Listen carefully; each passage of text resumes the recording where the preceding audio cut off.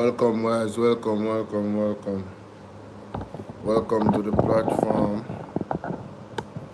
Let's make sure so that thing here. Ready up and steady up. Let's go. All persons and estates within the state, in true Christian love and charity, one towards another, through Jesus Christ our Lord. Amen.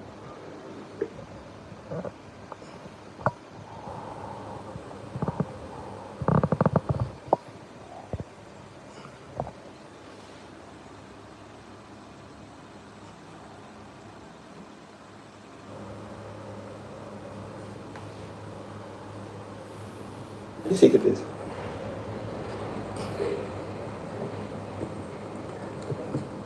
Call to order the sitting of this Honorable Senate for Friday, January 23, 2026.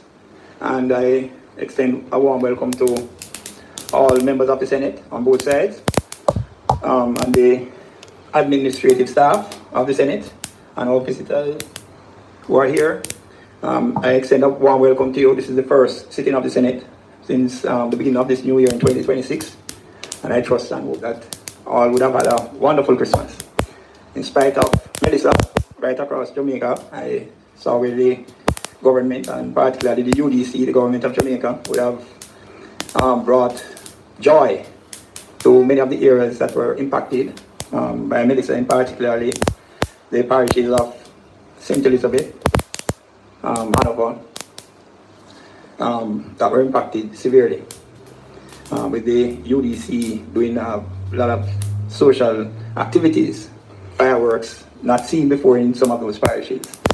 So what Kingston would have been accustomed to through the UDC, that was also taken across Jamaica, and I think it had really brought joy to a lot of persons based on the comments that I saw.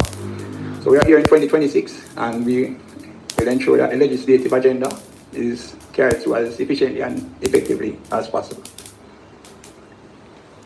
Statement by, Minister. Thank you. Good morning, Mr. President. If I might be allowed to add my words of welcome once more to colleagues returning from the Christmas recess, and of course to all the supporting teams present, our Hansard teams, all the members of the parliamentary staff, Mr. Marshall, Deputy Clerk, acting and supporting teams, and our orderlies, to thank everyone for their continued support in advance for the remainder of this legislative year, and also to express the hope that not only did you get a good and regenerative rest over the Christmas, I myself charged myself with responsibility to sleep as much as humanly possible. Didn't achieve my full goals, but it was a taxing year for many of us. And I do hope that you all manage to take the rest required and to spend time with family, so that we return this morning re-energized and ready to reaffirm our commitment to pursuing the constitutional duties that we have as members of this honorable chamber. Mr. President, I want to also wish everyone peaceful, prosperous, healthy, and productive year ahead, and to look forward to a collaborative energy and spirit to be brought to the work ahead of us. That is, of course, always with the people of Jamaica in our hearts and at the forefront of our minds. I wish to also ask, Mr. President, just for your leave this morning, to allow me to be able to recommit bills taken from the House and the notices of motion given orally when I return, because I do need to ask your indulgence to exit. I'm going to do the impossible and be in two places at one time this morning. I leave, of course, for the continued performance of the House, the first statement by Minister Hill and the second statement by Minister Morris Dixon, whereafter, of course, we will proceed with the act to amend the JAMPRO bill, and the other item for the under the trade portfolio, the industry and investment portfolio, whereafter we'll, of course, take the matters which I just referenced for recommittal. So again, thank everyone in advance for their cooperation, wishing everyone not only a good morning, welcoming our guests, who I'm sure will be welcomed more formally shortly, and hoping for a good and productive, collaborative first day back in this Senate. Thank you, Mr. President. Thank you, Minister. Senator Lambert Brown. Speaker, my chair, other than mine. Permission. I'm going to surprise you, Minister. I'm going to echo all that you have said. So we want to start the new year with consensus and unanimity. I don't know if we're going to be able to do that for the rest of the year. I want to start by saying I have nothing more to add to what you said. Senator Scott Martin would normally be here. He's also engaged in an activity of newness, as I believe is the President in that some people have been called to the bar today, and the president is involved, and so the Senator Scott, and that's the only reason why Senator Gill, I'm in this chair. One day, Bush, but this is going to be less than a day. It will be less than a day. So we echo what the minister said, we thank you. I hope, Minister, if I can just disagree with you, that we will meet more often so that our colleagues don't feel, who are new, don't feel, why is the Senate not meeting?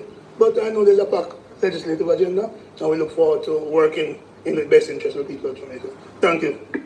All right, thank you, Senator Brown. And as you have said, you have also indicated the reason for the absence of the substantive president, as well as I received an apology from Senator Rosemary Bennett Cooper, who is traveling on government business. All right, so that accounts for her absence this morning. No, I thought he was going to be here, based on what I was told. All right, we have several persons who are present with us this morning. In fact, from being here in 2016, I've not seen a list so long of persons who are present, but I just wish to extend a warm welcome to all our visitors. And when I look at the list I have before me, and having regard to what was expressed by the leader of government business. Like and share the live, guys. Like and share. From the minister with responsibility for education, I can understand why this list is as it is. And the fact that persons would have taken time out of obviously other things that they could be doing, I'm going to go through the list to recognize the persons who are present. So I ask for your indulgence. Today we have with us Dr. Kassan Chu, Permanent Secretary from the Ministry of Education, Ms. Terrian Thomas Gale, Chief Education Officer, Mrs. Latawaya Harris Gartney, Executive Director, National Education Trust, Mr. Kerry Brown, Director, Technical Services Unit, Mrs. Vivian Johnson, the Deputy Chief Education Officer, Dr. Caroline Deslandes, Executive Director, Early Childhood Commission, and other persons from the Ministry, Communications Manager, and the photographer. They have to recognize those are persons that get out the information. Other stakeholders, and they are seated in the gallery. Mr. Mohammed, Mohiddin, I hope I got that correct. Deputy Representative from UNICEF Jamaica. Ms. Alison Chisholm, Emergency Coordinator, UNICEF Jamaica. Mrs. Tamar Mackenzie, President, Jamaica Independent Schools Association. Mr. Stuart Jacobs, the President, National Parent Teacher Association of Jamaica. Mrs. Mitzi Harris Dillon, immediate past President of the National Parent Teachers Association of Jamaica. As well as from that organization, Mrs. Ava Bigney Edmond, Vice President, Finance and Administration. Mr. Courtney Winter, President of the Jamaica Association of Chairmen for Secondary Institutions. Mr. Rodine Richardson, the Chair of the National Youth Advisory Council of Jamaica. Ms. Karen Zaka, Projects Director, Sandals Foundation. Ms. Heidi Clark, Executive Director, Sandals Foundation. Mrs. Fiona Porter Locke, Chief Editor from Cheetah Books and Toys, as well as from the World Food Program, Dana Sachetti, and Morgan Kelly, and Christina Williams, who are from the Youth Advisory Council of Jamaica. So I ask the Senate to recognize their presence. Happy to have you here, and we trust that your stay here will be one that is enjoyable to you all. Thank you for being here. Statements by ministers.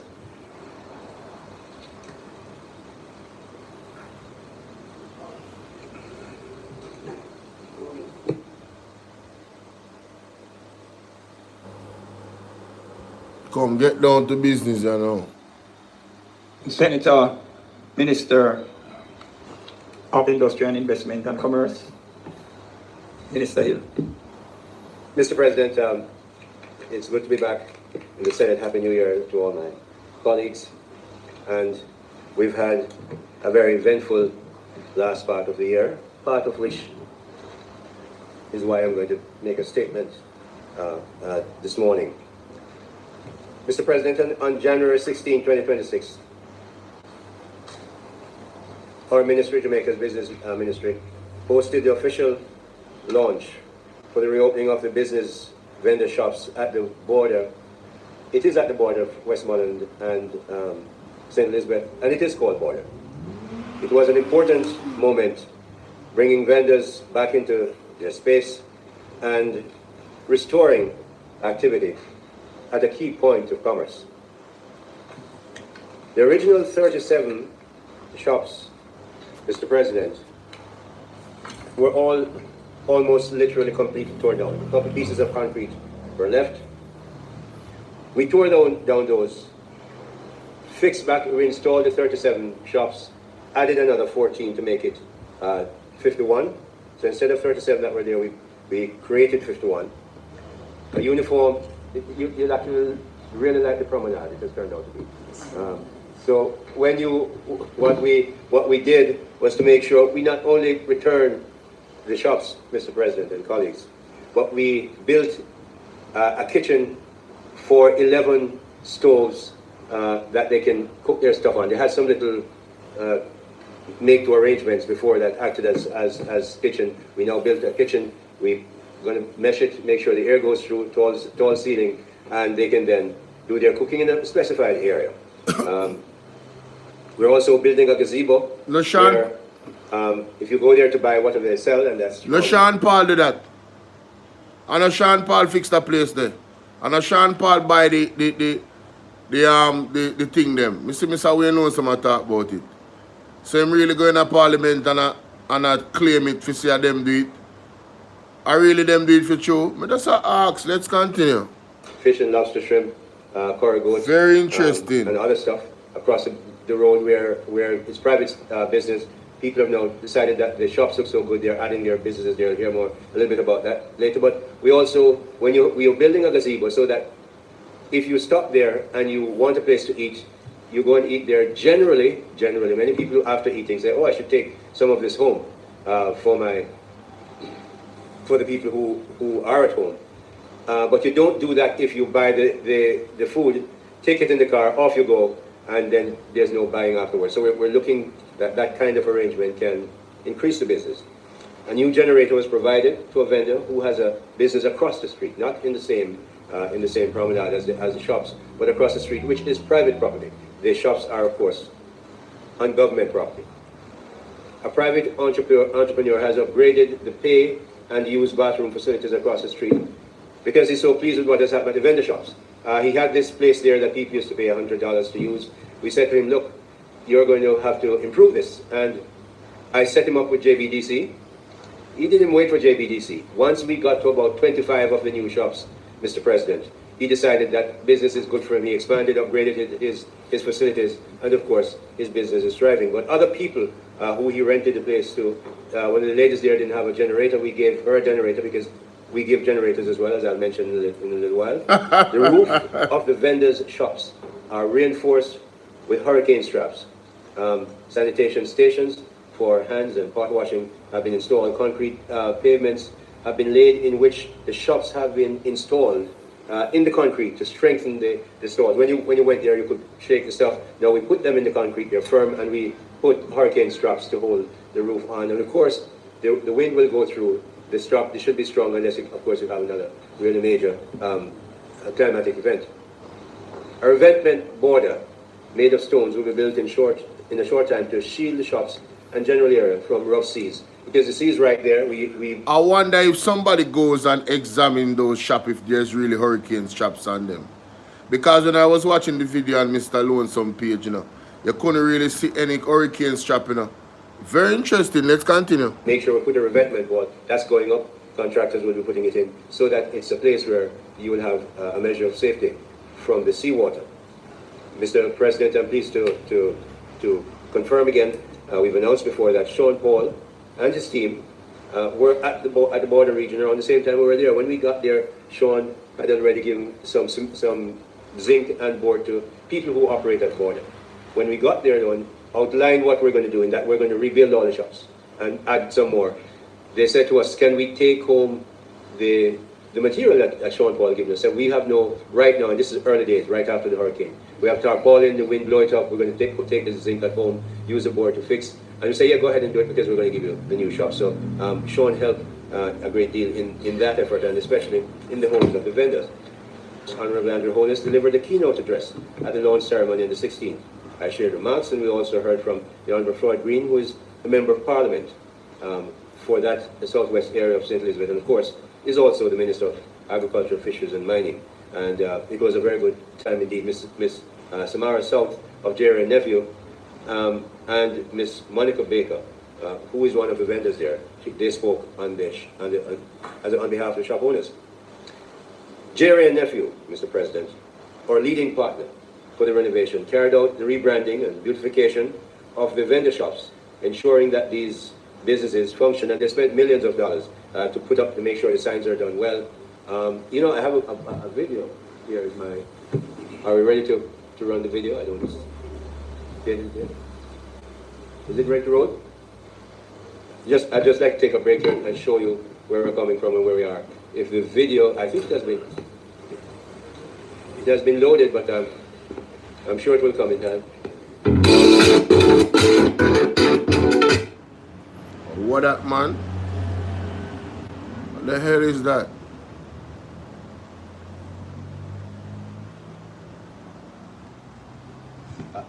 Are we going to have a dance or not? It will come, it will come. So Jerry and Nephew spent quite a few $1 million to put up the branding. That's part of it. A spirited moment that you're going to use on your mole. Every shop owner, Mr. President, received buckets thanks to the Tourism Enhancement Fund, who supplied 55 buckets for food preparation and cleaning. And reopening, the Prime Minister also unveiled 2 new signs installed at both the St. Elizabeth and Westmoreland end. And here we are. Video can roll. All right, building forward, stronger. No, sir, that sounds horrible. And we can't even see it. All right, see it there now. Where the hurricane strap then there? On them building there. Where's the hurricane straps? That's what I want to know.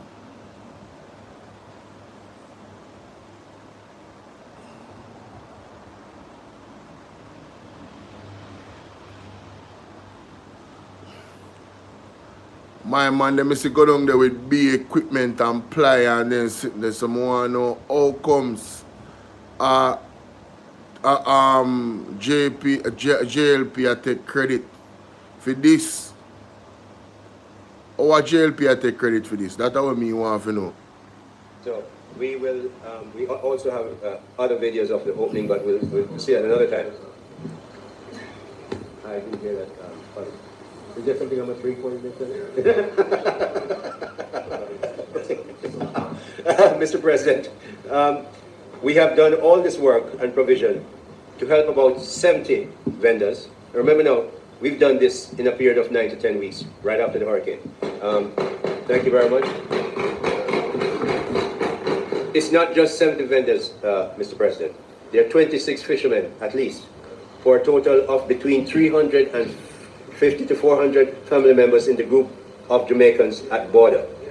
One of our main objections was to burnish the dignity of these hard-working Jamaicans by putting up these vendor shops for them so they can be proud of what they do. And the truth is, Mr. President, they are very proud and very thankful to the government for it. I want to also acknowledge Mr. Robert Morgan, who provided support for the road improvement. Because of the hurricane, a whole like a ravine was dug out across the road, and I said, look, can you help us to get this done? And near the end, and he did. He got somebody down there. Didn't have the asphalt for the day of the opening, but it was so well pressed and rolled that it proved to be a real assistance to us, and that traffic would move more carefully. We're going to have to. There are lots of big trucks that pass there. In a short while, we're asking the NWA through Minister Morgan to put in some speed impediment. You can't put sleeping policemen on a main road, but you can use those material that they use on the highways, like metal stuff. When you run over it, it sort of tells you that you should slow down. And we're getting those to put there because there's a lot of people who stand and operate around that border region. The minister worked with the Ministry of Health to facilitate the recertification of people. Good morning, some unknown. Good morning, how are you? Who lost their food handlers permits due to the passage of Hurricane Melissa, in addition to certifying those who do not currently have those permits. So we want to make sure, I've met the Minister of Health people there, and they're always kind of going there regularly to do it. So That's what we've done with border in a short period of time. But that's not the only thing we're doing. As you know, Mr. President, I have been around the 7 parishes, the ones that are most affected by the hurricane, at the mandate of the Prime Minister, who said, okay, Minister of Industry, Investment and Commerce, you go out there, you get businesses back up. We have people looking after houses, Mr. Charles and his group. We have people looking after agriculture, Minister Green, people looking after health and so on. But we must get businesses back up, because that's how the communities work. And you've seen me out there in St. James, Mr. President, and in the process, the ministry also put in we bought 40 generators. And since we've given them out, Mr. President, we've had about 6 or 7 returned to us, because the agreement is that, and I want to make this very clear for the record, Prime Minister and Cabinet was very, very clear. He said, look, Minister Hill, you cannot use ODPEM generators or anything that ODPEM has. What ODPEM has is for the Jamaican people to be handled by the Jamaican government. We cannot give what the gifts that have been given by whoever our friends are who have been given, local and foreign, and give it to private businesses. These are private businesses that are in here to make money. So what we had to do in the ministry is go through the procurement process, buy the generators from local. Some unknown. Me good enough. Bless up yourself. Thanks for being the only person that said hi to me since I've started the live stream. Nobody else has said hi to me. Thank you. Under procurement arrangement, and then we have an agreement with them that they sign, and we give that each one a generator, and the agreement is a couple of days after the JPS brings back the power, we're going to take back the generator, give it to somebody else who needs it. So that has been a rolling arrangement, and it has worked quite well, and we've helped many communities. The Ministry, through the Business Restoration Working Group, will continue to give the generators a loan. That program will continue, and key businesses in the 7 parishes will get help. We're looking, and Senator Keith Duncan, has been working very closely with the ministry. Minister Marks was on that committee, but she is so very busy with speed and doing a lot of things. So Senator Duncan has been really working with the permanent secretary of the ministry and other technical people in the ministry to put out a voucher that will be Antonio, big up. Giving effectively grants to people in business. We're not giving grants to houses. We do business. So, but we have to make sure we get it right. Luckily, we don't have to recreate the wheel, because some of what was used in the COVID program, Senator Duncan and lots of people who work with him have been making the adjustments to make this work, because we have to have an audit trail. This is taxpayers' money. We have to make sure if it's given and granted somebody who deserves it, and like we did with the generator. As I was saying, Mr. President, that we will make sure. So, if you have audit trail when it comes to helping Jamaican people, but when you not give grants, not you specifically, but when the Ministry of Health give grant to them Benz Punani, we not have proper procurement. When the Ministry of Agriculture give out contract, 870 million worth, we don't have proper paperwork for the oversight procurement committee. Very interesting. So you guys have selective, you guys selectively follow the rules. Mighty God. Don't I hear this? That is done right. Wow. And he is going to be very, very proud of those fishermen that Minister Floyd Green give the grants, $250 a million, some of them $5 million, to make sure that our fisher folk get back in place. Because we can't have border or anywhere else we're working and the hotel's working unless we have fishing going. But we're very pleased to know that what we do in this administration, we make sure it's accountable and it's transparent. Really? Really? After all I Auditor General, you know, it amazes me. I didn't mean to talk much, but it amazes me how these people sit in front of Parliament and just lie. It amazes me how they just lie. It's like they ignore all of the Auditor General reports. Eh? What can go so, man? No, TikTok, when you listen to me right now, I do a review of the Senate live, you know. I'm there behind still, you know, obviously. But more I want to listen to this man named Arbin Hill just tell a lie about his administration. I want to listen to this. to make sure that our fisher folk get back in place. And some of those fishermen that Minister Floyd Green give the grants $250 a million, some of them $5 million, to make sure that our fisher folk get back in place, because we can't have border or anywhere else we're working and the hotel's working unless we have fishing going. But we're very pleased to know that what we do in this administration, we make sure it's accountable and it's transparent. Ladies and gentlemen, that is a bold-faced lie by Arbin Hill. And tell him, say, me, Bolo VNR, so. He is a liar. Unless, is either I'm a liar or I'm don't read the Auditor General report. Which part of this JLP administration is accountable and transparent? Huh?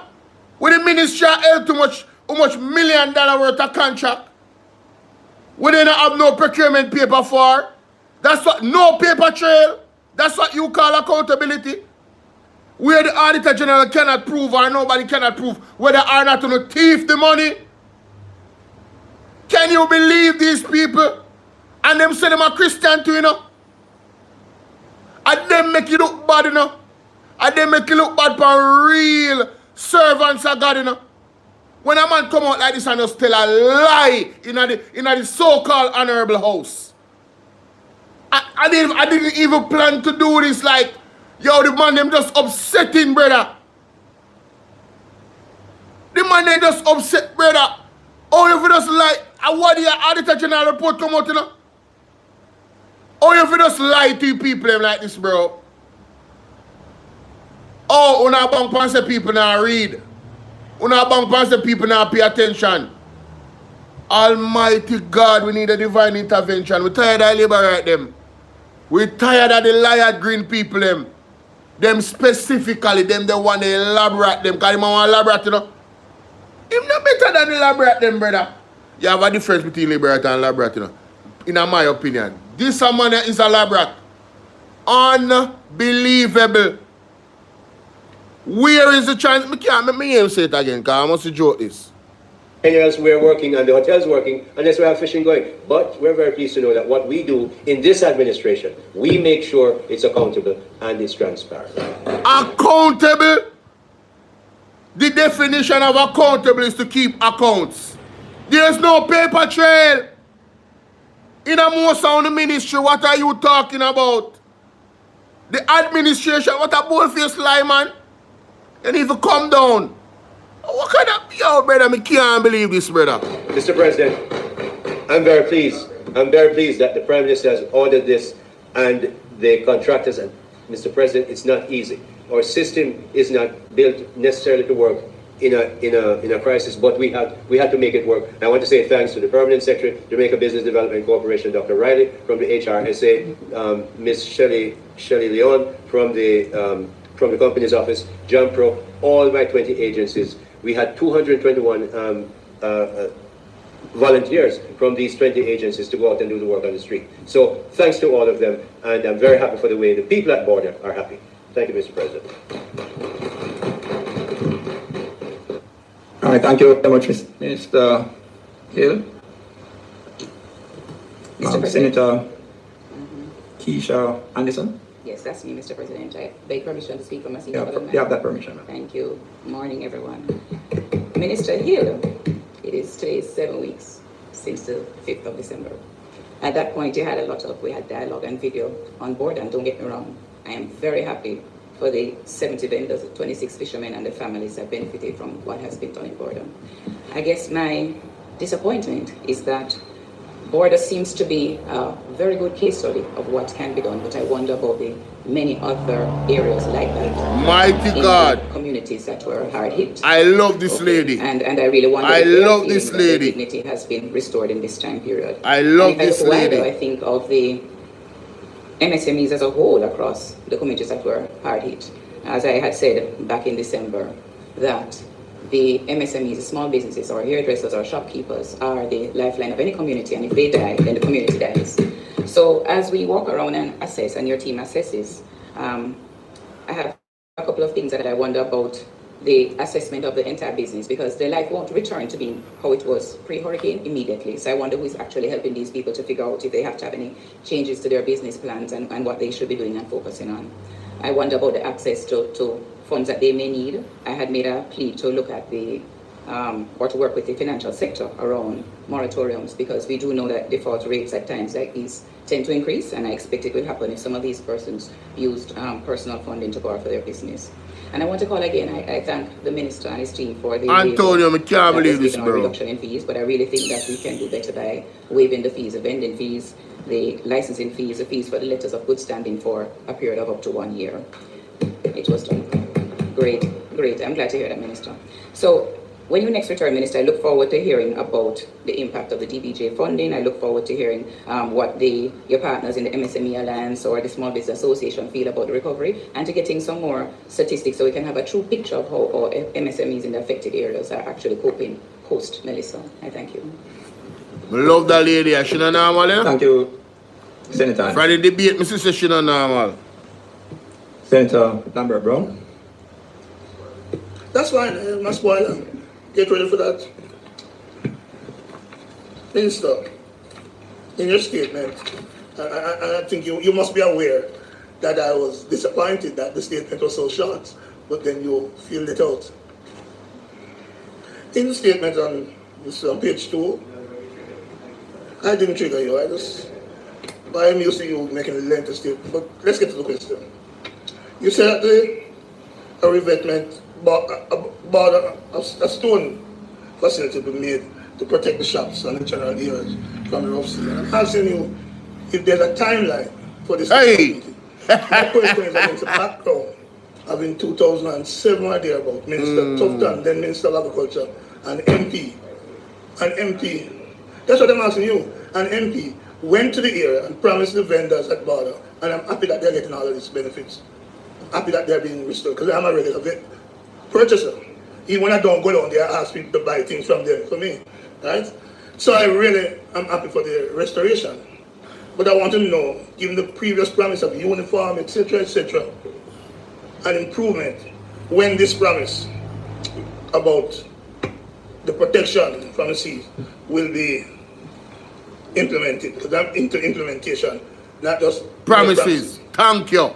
Big up yourself, Mr. Lambert. On page 2, well, this is from page 2, that was page 1. You said Prime Minister was there, Minister Fly Green.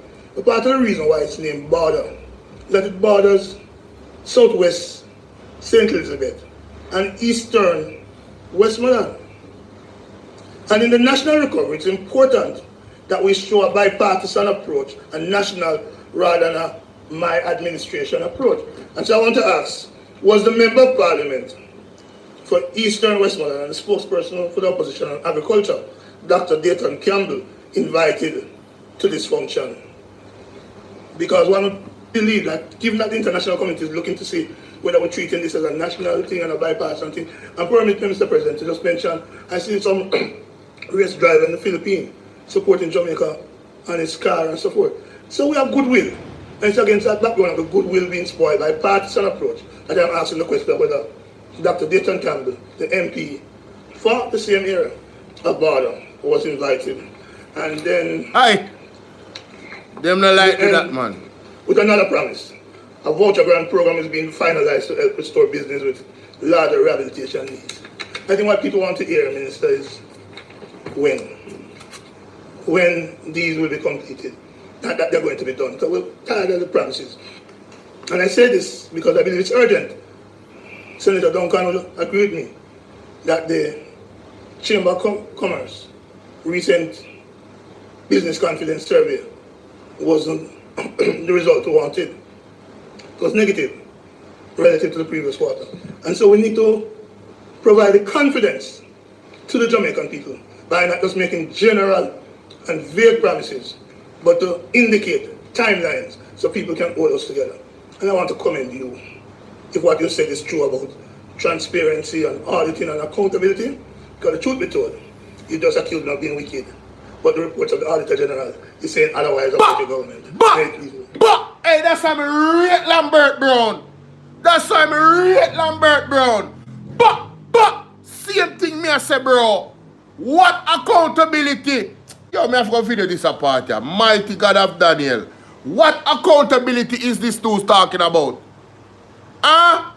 What accountability? Where, when, which part?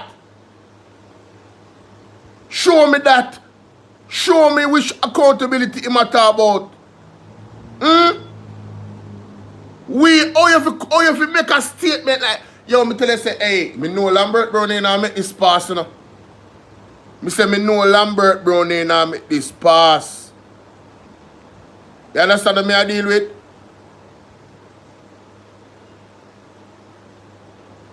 TikTok, part 2. And this why me have to rate Lambert Brown, you know. Mr. Lambert Brown, you know, Senator Lambert. Listen to me. Arbin Hill, the man there in a parliament and just tell a bold-faced lie a while ago. Listen to the response in a Mr. Lambert Brown speech. You know, listen to this. Hold us together. And I want to commend you if what you said is true about transparency and auditing and accountability. Because the truth be told, you just accused me of being wicked. But the report of the Auditor General is saying otherwise about your government. May it please you. What me say? Truth be told, the reports from the Auditor General is telling us something different about your government. Where is the accountability? Where is the transparency? I mean, the gag order government have been ill. Lambert Brown fix your business in a parliament. I'm glad some watch the Senate. I'm glad some they are review this live. What can go so? The man, yo, brother, I couldn't believe when the man say, yo, this government is a government of transparency and accountability. You know how barefaced you have to be, stiff-necked, audacious, for you say something like that when the Auditor General report of market me is so recent. The Auditor General report of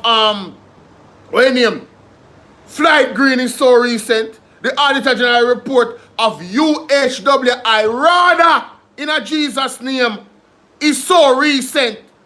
And the man really said that all time out. But you don't have no integrity, bro. You don't have no integrity. Me can't trust you. I have come to the conclusion that there's nobody, unless they go on accident decent, Diana Morris, Dixon, and the whole of them. Even my girl, they come in at Jansen Smith, go on accident, as smarty and then decent, and I'm a good human being. I have come to the conclusion that none of you can be trusted. Because you don't sit down and hear Arbin Hill say that I want to beat the bench. I want to beat the bench.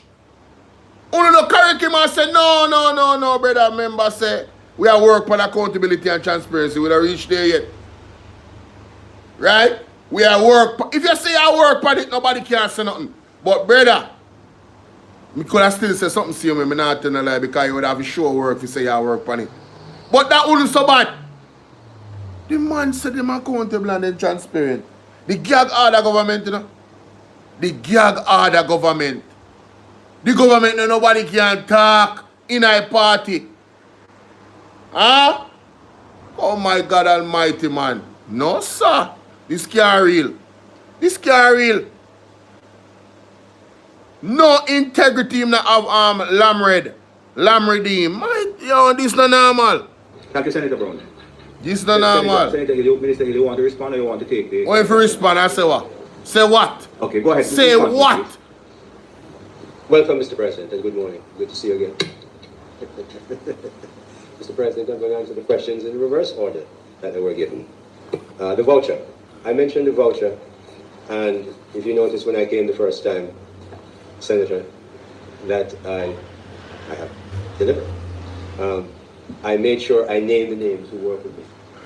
Keith and I don't work, forgive me, sir. Keith and I have been a waste of time. Last thing, we sit down there late. The reason why it hasn't come yet, because of the last thing you said.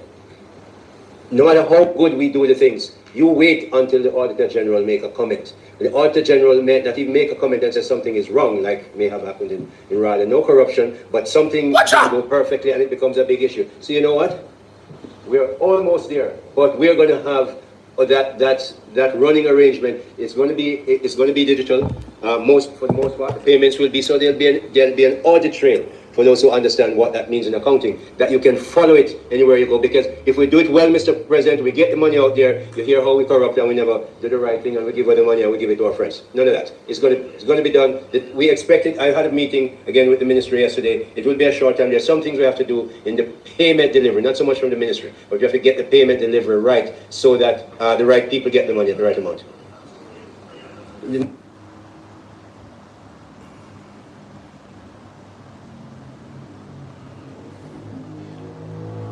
No, you see? No, them raising up my blood pressure. No.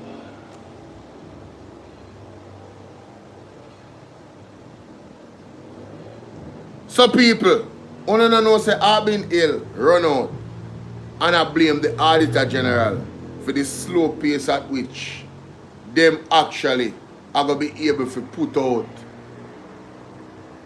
this program where Lambert Brown is asking when will it happen. Are the Auditor General the man I blame, you know? The audacity. Hey, the man them think, hey man, they ranking, hey, so man them go in the parliament more time. I wonder if God can send one lightning bolt. And just make them understand themselves, brother. Why everybody attack the Auditor General? You don't want to do your job. Listen to this, man. You don't want to do your job the right way. So you blame the Auditor General for the timing. Brother, when you do your work, you see when you do it right, and you do it over and over again, you build up muscle memory. So you can do it with speed and alacrity. Stop blaming the Auditor General. Listen to this, man. Listen to this, man. Okay, go ahead. Respond to me, please. Listen to Welcome, Arbin Mr. Hill. President, and good morning. Good to see you again. Listen to Arbin Hill. President, I'm going to answer the questions in reverse order that were given. The voucher. I mentioned the voucher, and if you notice when I came the first time, Senator, that I have delivered. I made sure I named the names who work with me. Keaton, I don't forgive me saying. Keaton, I've been a waste of time. So I asked him, we sit down here late. The reason why it hasn't come yet, because of the last thing you said. No matter how good we do the things, you wait until the Auditor General make a comment. So no matter how good you do the thing, them, that means you don't know what you do. Because if you want to do it really good, the Auditor General wouldn't have nothing to say if you was doing your job the right way. You don't hear this man? I blame the Auditor General. The man if he get fired, bro. The man is admitting him can't do his job right. The man is admitting him can't do his job right. What is the purpose of the Auditor General? To audit. If you are doing your job right and things are done right, the audit will be done and everything will be good. All will be okay, ladies and gentlemen. And I'm sorry for shouting, but this man is pissing me off. This man is actually pissing me off, bro. How is it possible that the Jamaican people stand for this garbage? This is the standard of you know how much money them people they get? What person has a boss and look at his boss and say, boss, it's not my fault, you know? If the Auditor General would just not do her job, then we would appear to be doing ours. That's why it's taking so long. Unfreaking believable. Unfreaking believable, bro. Jesus, no. Listen, man. That he make a comment and say something is wrong, like may have happened in RADA. No corruption, but something didn't go perfect. No corruption. No corruption in a RADA. Eh? When you don't have the right documentation and can't prove, so you don't give farmer them what they forget, and you're talking about no corruption. Me say, Jesus, please, I beg you. Father God, come down. Come down and cast the judgment on these politicians for me, please, and thanks. We're tired of them people, brother. The man that's in a parliament and I lie to people, them. What do you mean no corruption? You can't say that definitively because you don't have no evidence to prove so you're not corrupt.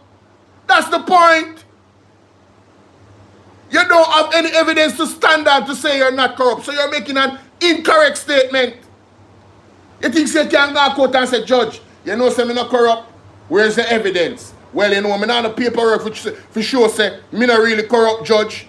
I just out of my word, and my word me I tell you so. Work with my word. What kind of nonsense is that? That's exactly what you guys are telling us. To work with your word. We don't trust you, Arbin Hill. We don't trust none of you in the JLP. And if we should tell you how we really think about you, you wouldn't like it. Birds of a feather flock together. And if the head of the stream is corrupt, the entire river will be also. What are you talking about, no corruption? Huh? You work agriculture ministry? Hey, don't tell me say this Dana Morris Dixon. Don't tell me say this Dana Morris Dixon not come with. Yo, Dana Morris Dixon, don't tell me say when you come, we don't know. Oh, we're gonna fact check. Don't tell me say this not coming. Cause I telling you say me I wait like a pit bull to blows out. Me I wait, you know. Cause we have receipts, you know. And we can't use fancy word and synap and we can't use fancy words and play words, a play of words. Because some of it out actually sensible. And if we don't know the word and the meaning, we're going to look it up in a dictionary and put it in a context. We're out of order. Talking about no corruption. Eh? It smell like a cesspool of corruption in the Jamaica Labour Party when you look on the odds that General report them. And that is not innuendo. That's a fact. It smells like a cesspool of corruption. And until you can prove it's not corruption, don't say nothing about no corruption. The evidence point to a deep, dark level of corruption. Yo, brother, me say the man them genuinely upset. That's why I like watch them thing in the dog. The man them genuinely upset. The man them can't spend a day and not tell a lie, brother. Mighty God. Yo, I didn't even know, yeah, man. It becomes a big issue. So you know what? We're almost there, but we're going to have that running arrangement. It's going to be digital. For the most part, the payments will be, so there'll be an audit trail for those who understand what that means in accounting, that you can follow it anywhere you go. Because if we do it well, Mr. President, we get the money out there, you hear how we corrupt and we never do the right thing and we give away the money and we give it to our friends. None of that. It's going to be done. We expect it. I had a meeting again with the ministry yesterday. It will be a short time. There are some things we have to do in the payment delivery, not so much from the ministry, but we have to get the payment delivery right so that the right people get the money at the right amount. You know, because I'm not telling you the date when we fix that out, the money will be out there. Finally, ladies and gentlemen, may I have to calm down a good bit and listen to some more of this. So, Lambert Brown, Mr. Lambert Brown, asked the man what time the thing will be ready, when it will be rolled out. He can't give a time. Or he refuses to give a time. It's soon ready. This is the government. This is what they do all the time. It's soon ready. Soon, man, it's happening. When it never happens. It's sparking, but it never spark. Jesus, take the case. Father God, we need you. We need you, you know? Father God, we need you. We need you to deliver away from this government. We need you to deliver away from this government. Unbelievable. No, brother. Eh? Chantel, what you deal with? Carlene, what you deal with? Punkus, what you deal with? Yes, me remember, me about that, not remember, me about that, the truth. Jamaica busy drinking rum and wild country sinking under their feet. Me I tell you. Man, listen, bro, I can't believe, brother, you man piss me off. Mr. President, the second question related to Eastern Westmoreland, and I'm so glad that he walked into that area, because I made sure myself that the invitation was sent to MP and opposition spokesman in agriculture for the Eastern Westmoreland, Dr. The same one, Dr. Campbell. It was sent. It so happened that clearly had something else to do. I want to, no, it reached, no, I checked. So, because I know somebody like you would ask me. So, I want to tell you, Senator Brown, that the first constituency we went to after the hurricane was South St. James. MP Nikisha, your spokesperson, virtual. And she actually was very gracious. We went there. We delivered a generator in the night, must be about 8 o'clock, to a restaurant. And she was there. We delivered one of our bigger generators to the restaurant. And so off we go. So no, we in case you aren't aware, the election is over. This is about Jamaica Inc. Yeah. We're running Jamaica. Yeah. Thank you very much, Minister.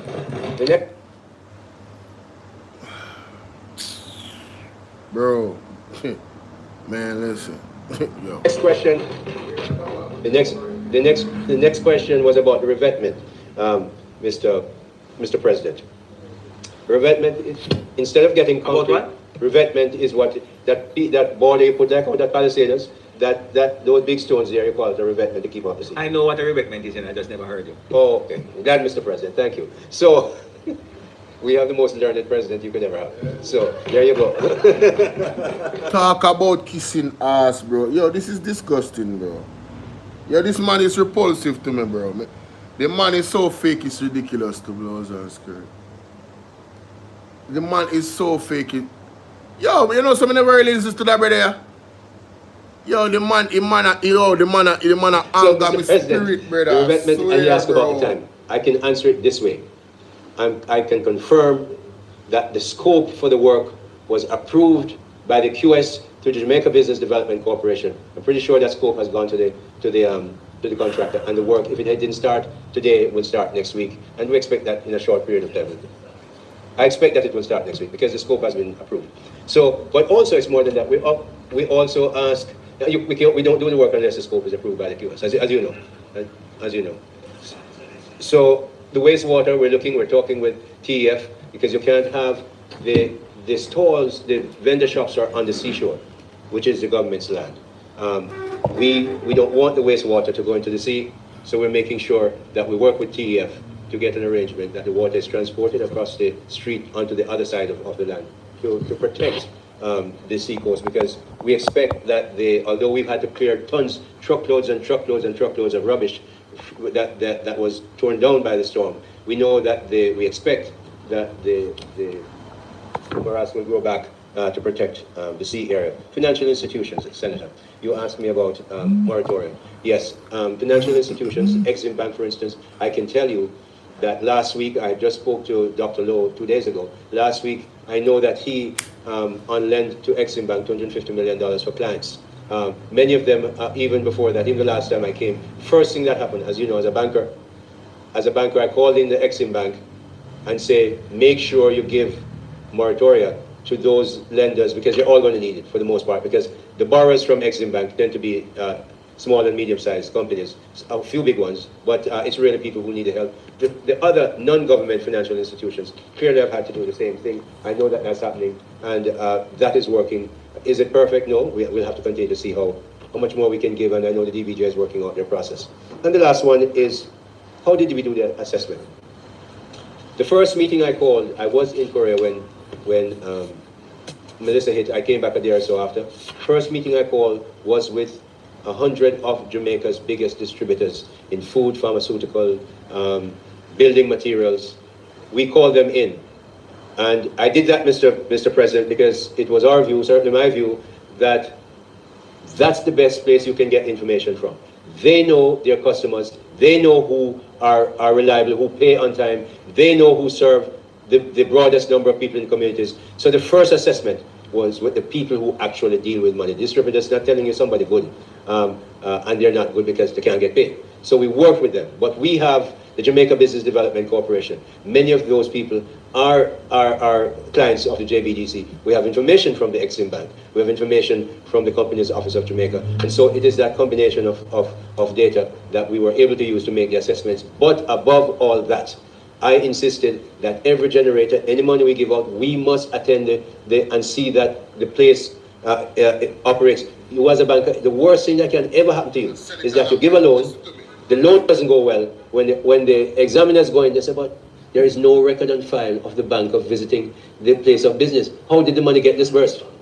Okay, so we make sure that our people themselves, those 221 volunteers, are part of the people who make that final assessment for the disbursement. Mr. President, those are the answers, if it pleases you. Thank you very much. Minister, just before you get to Minister Morris Dixon, I just ask the Senate to acknowledge. You can stand for me, please. I had the privilege of calling these young lawyers to the bar this morning. I consider it a privilege. It's a great day of hope and pride for themselves and their families, many of whom are sitting in the gallery.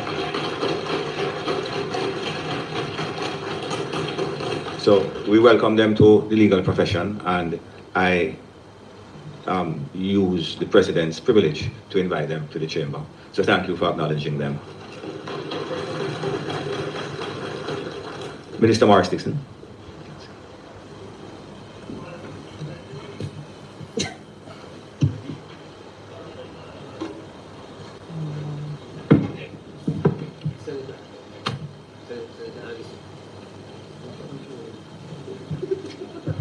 Mr. President, colleagues, leaders from the Ministry of Education, Skills, Youth and Information, in particular PS, Dr. Kassan Troop, and our Chief Education Officer, Terry-Ann Thomas Gale. Also our other representatives from the ministry who are here. I acknowledge all of you. And Chairman, I know we have gone through a list, but I just wanted to again thank some of our key partners who are here. Deputy Representative for UNICEF, Mr. Mohamed Moayuddin, Mr. Dana Sacheti, Head of WSP, Jamaica Office, Stuart Jacobs, President of the National Parent Teachers Association of Jamaica and the team there, Mr. Courtney Winter, President of the Jamaica Association of Chairmen of Secondary Institutions, Mrs. Tamara McKenzie, President of Jamaica Independent Schools Association and her team, representatives from the Sandals Foundation, Mrs. Heidi Clark and Mrs. Karen Zaka, Mrs. Fiona Porter-Loft, Chief Editor for Cheetah Publications, our members of the Youth Advisory Council of Jamaica who are here. The President, he was not able to attend the sector, especially in Western Jamaica, was hard hit. In fact, 447 schools in Westmoreland, Hanover, St. James, Trelawney, St. Anne, St. Elizabeth, and Manchester were severely impacted. Approximately 8,000 teachers and over 152,000 students faced unprecedented operational disruption. There was therefore, quite understandably, Mr. President, widespread anxiety across the system. But Mr. President, thanks to the strong leadership in our education sector from our teachers and administrators at the school level, to our teams in the region, to our technocrats in the central ministry, we all pulled off a historic turnaround. And that's worthy of clapping.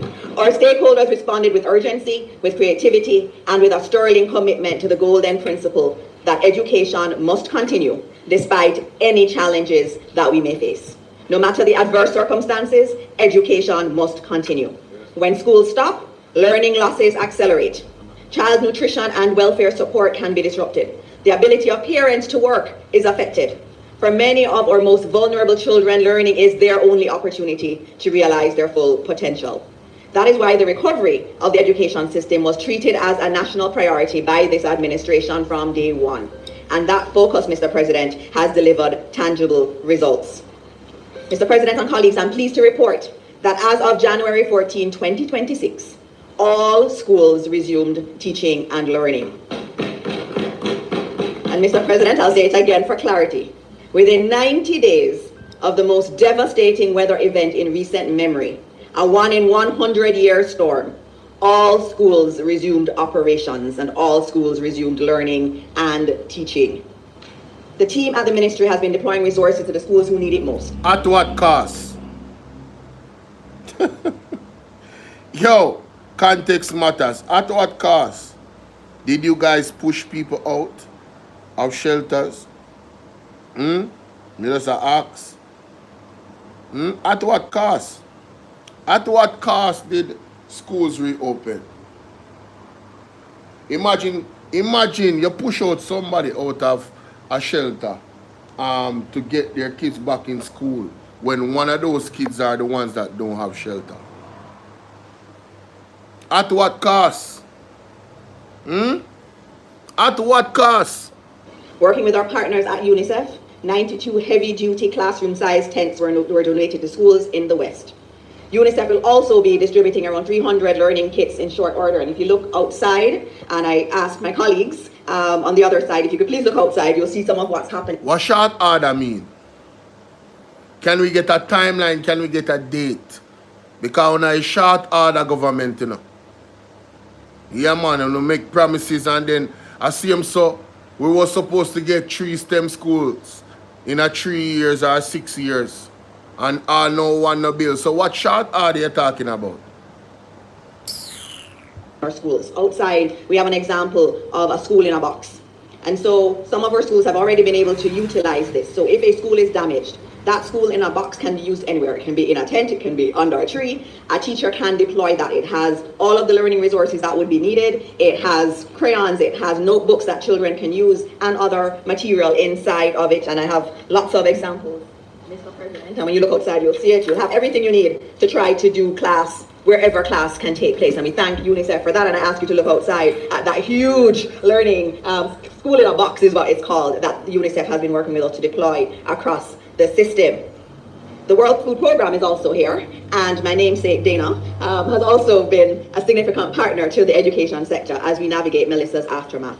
They have been providing meal support to families and young children. Recently, they've extended mobile storage units to our damaged institutions to remove another barrier to their normal operations.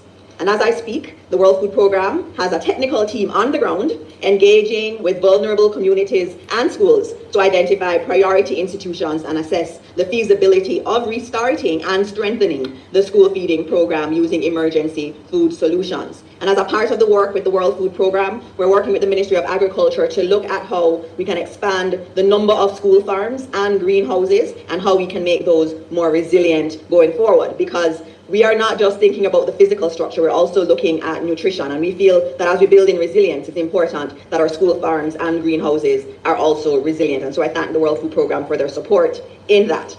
In terms of hard educational resources, over 9,542 pieces of furniture have been procured by the ministry and are being delivered to outfit the newly repaired and reopened classrooms.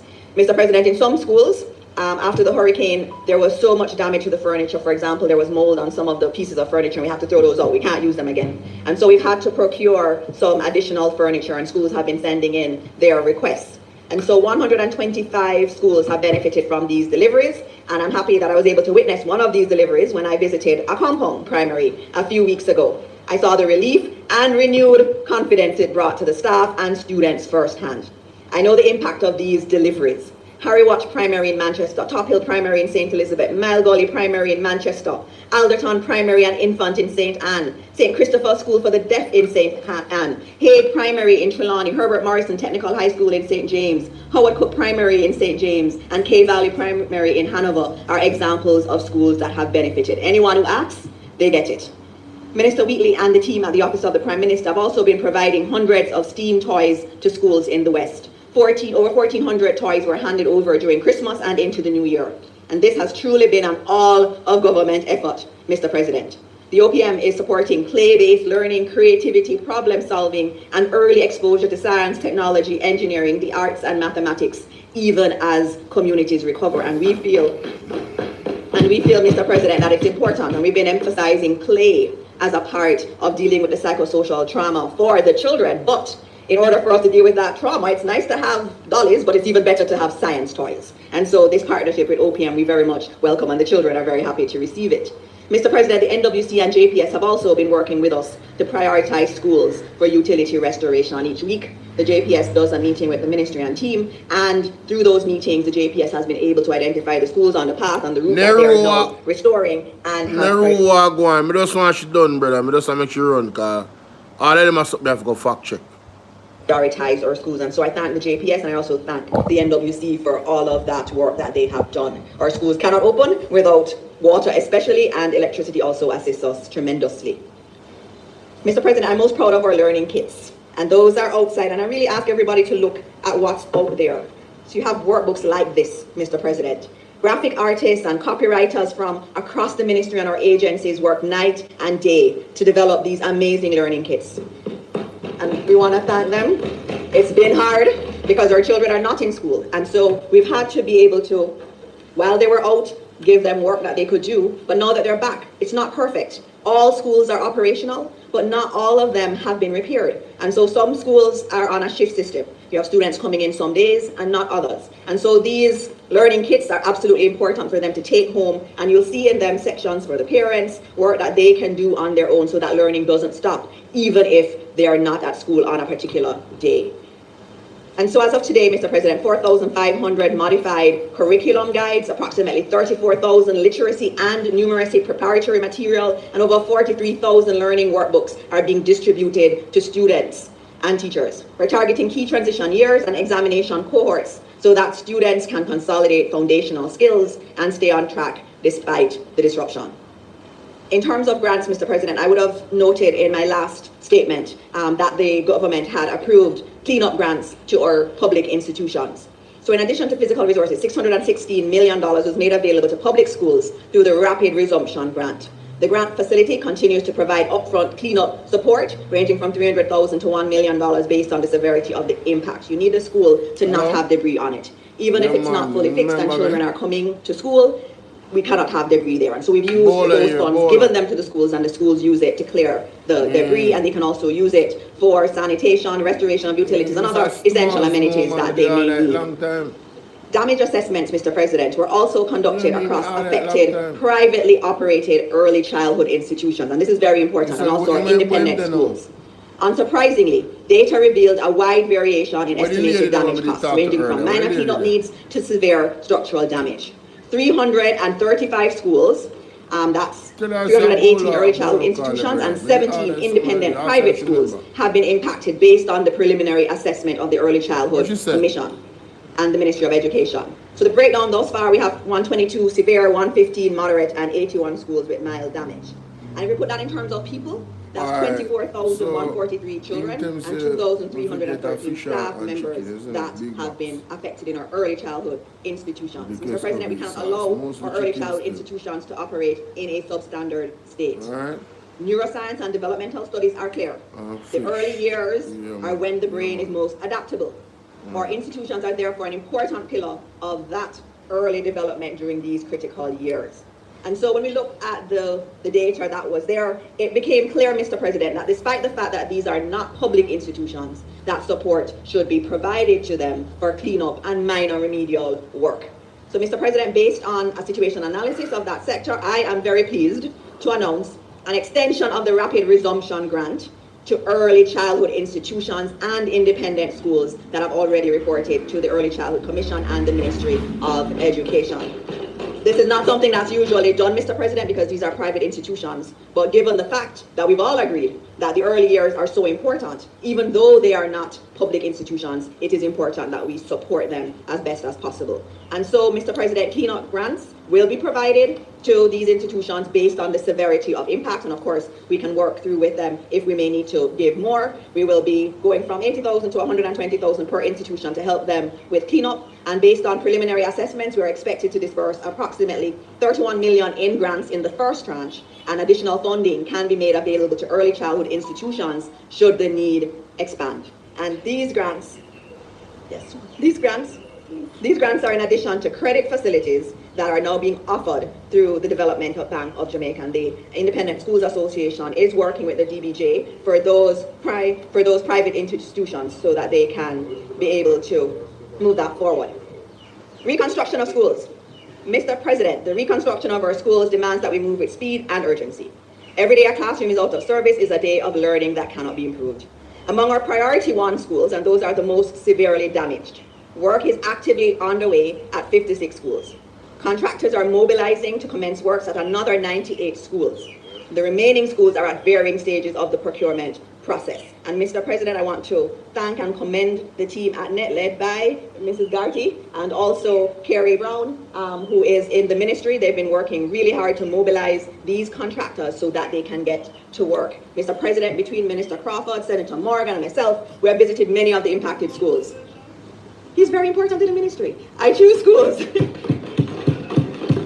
Mr. President, I choose schools that are rural and as much as possible are not popular institutions. So I tried not to go to the name brand schools, and I know NET knows that. When I ask them for a list of schools, they'll say, Minister, don't want any that is popular. So we're trying to go to those who really need the assistance and to see what's happening there, Mr. President. And what we have found, name brand, what we have found was extraordinary. You would see a school without a roof in the before photos, but when you visit, you see a new roof. Yes. There was a specific case, Mr. President, that I found quite memorable. There's a small school in the interior of Westmoreland called Carmel Primary and Infant, and the journey there was something. I remember the team saying it's just 2 minutes away, and 20 minutes later I was not there. But, and I will note, before Senator Brown asked me, I did invite the MP, Dr. Dayton Campbell, to come with me, but he was not able to join me. All right? So I did do it. But when you get to Carmel Primary, I found it very jarring, and you would too. You have this beautiful church up on a hill, but the church is in ruins. You can see it right there on the video. That church, beautiful church, destroyed. But then right next door, you see Carmel Primary School, repaired, ready, opened, students in class, happy, engaged, and most importantly, learning. I want to use this opportunity, Mr. President, to place on parliamentary record my sincere appreciation to our contractors and partners on the ground. I visited schools both before and after the Christmas break, and I saw firsthand teams working steadily and with purpose. In several locations, work continued through the holidays, including on Christmas Day and New Year's Day, so that classrooms, sanitation facilities, roofing, electrical systems, and other critical infrastructure could be ready for the start of our new term. My appreciation also extends to our suppliers. Mr. President, you know that during the Christmas, a lot of our suppliers, especially of steel and other building equipment that we need, they go on break. And I was able to call some of these suppliers, and they agreed to stay open during the Christmas so that contractors could get supplies. And so, Mr. President, that is what national service looks like in real time. Where we are today is the result of an all of Jamaica effort. Public servants, school leaders, contractors, suppliers, communities, and partners are all pulling in the same direction to put students back in safe, functional learning spaces as quickly as possible. At the same time, as I said in my last statement, we're not simply rebuilding, we're building much stronger. Based on initial feedback from the World Bank, our infrastructure standards are being further strengthened to improve quality, durability, and resilience in the face of future shocks. The donor community and their generous contributions are also very appreciated, Mr. President. We have several donors working with the National Education Trust as we speak. Two of them have joined us today, Sandals Foundation and Cheetah. Cheetah, which stands for Connect to Higher Education, Electronic Tools Application and Help, donated 1,620 pet books to our schools. Another donor, and thank you, Cheetah. Another donor, the Sandals Foundation, is currently rebuilding King's Primary and Infant and Culloden Primary and Infant in Westmoreland. So thank you to Sandals Foundation for that. And as we thank them, allow me to shamelessly plug and ask for the education system. Marsh Primary, Mayfield Primary and Infant, Hopewell High, Green Pond High, and Little London High are among the primary beneficiaries of the 2026 Sagicor Sigma Run. And so, please sign up and donate to support Senator Brown. You and I, we can run together. Join me. Join me in running for the West on February 15, 20. Hey, me no know what she a talk about it, but it come like she not hear question them Andrea raised about Sagicor. It come like she not hear the question that Andrea raised. Sagicor have to come talk about what really are going with this money. You understand? And you know, me I go live again, you know. Me I go live again because that needs to talk about differently in a one segment. Very interesting. The target for 2026, wouldn't it be nice? The target for 2026 is $150 million. Let's best that. You can run, you can walk, or you can donate, no matter your choice. This is going to our schools, and I want to thank Sagicor and Sigma for their solidarity with us on this effort. Well, we are not getting any of the funds. Sandals will be repairing the schools. And in fact, since you asked without asking, the Sagicor group is actually starting the work even before the run. So we need to make the money. They're already in the schools starting the work. Another thing, Mr. President, that I would like to discuss is upcoming examinations. Mr. President, examinations were a major early source of anxiety. We recognize that stress trigger quickly and open the lines of dialogue with all education stakeholders. What we have arrived at is an exemplar of consensus. I'll now provide some of that information. So we've changed PEP, Mr. President. The dates have been provided to our senators so you can be a part of telling everybody that it's okay. We're going to be fine. At grade 6, we've made some changes. We are going to have less exams, and the exams will start later.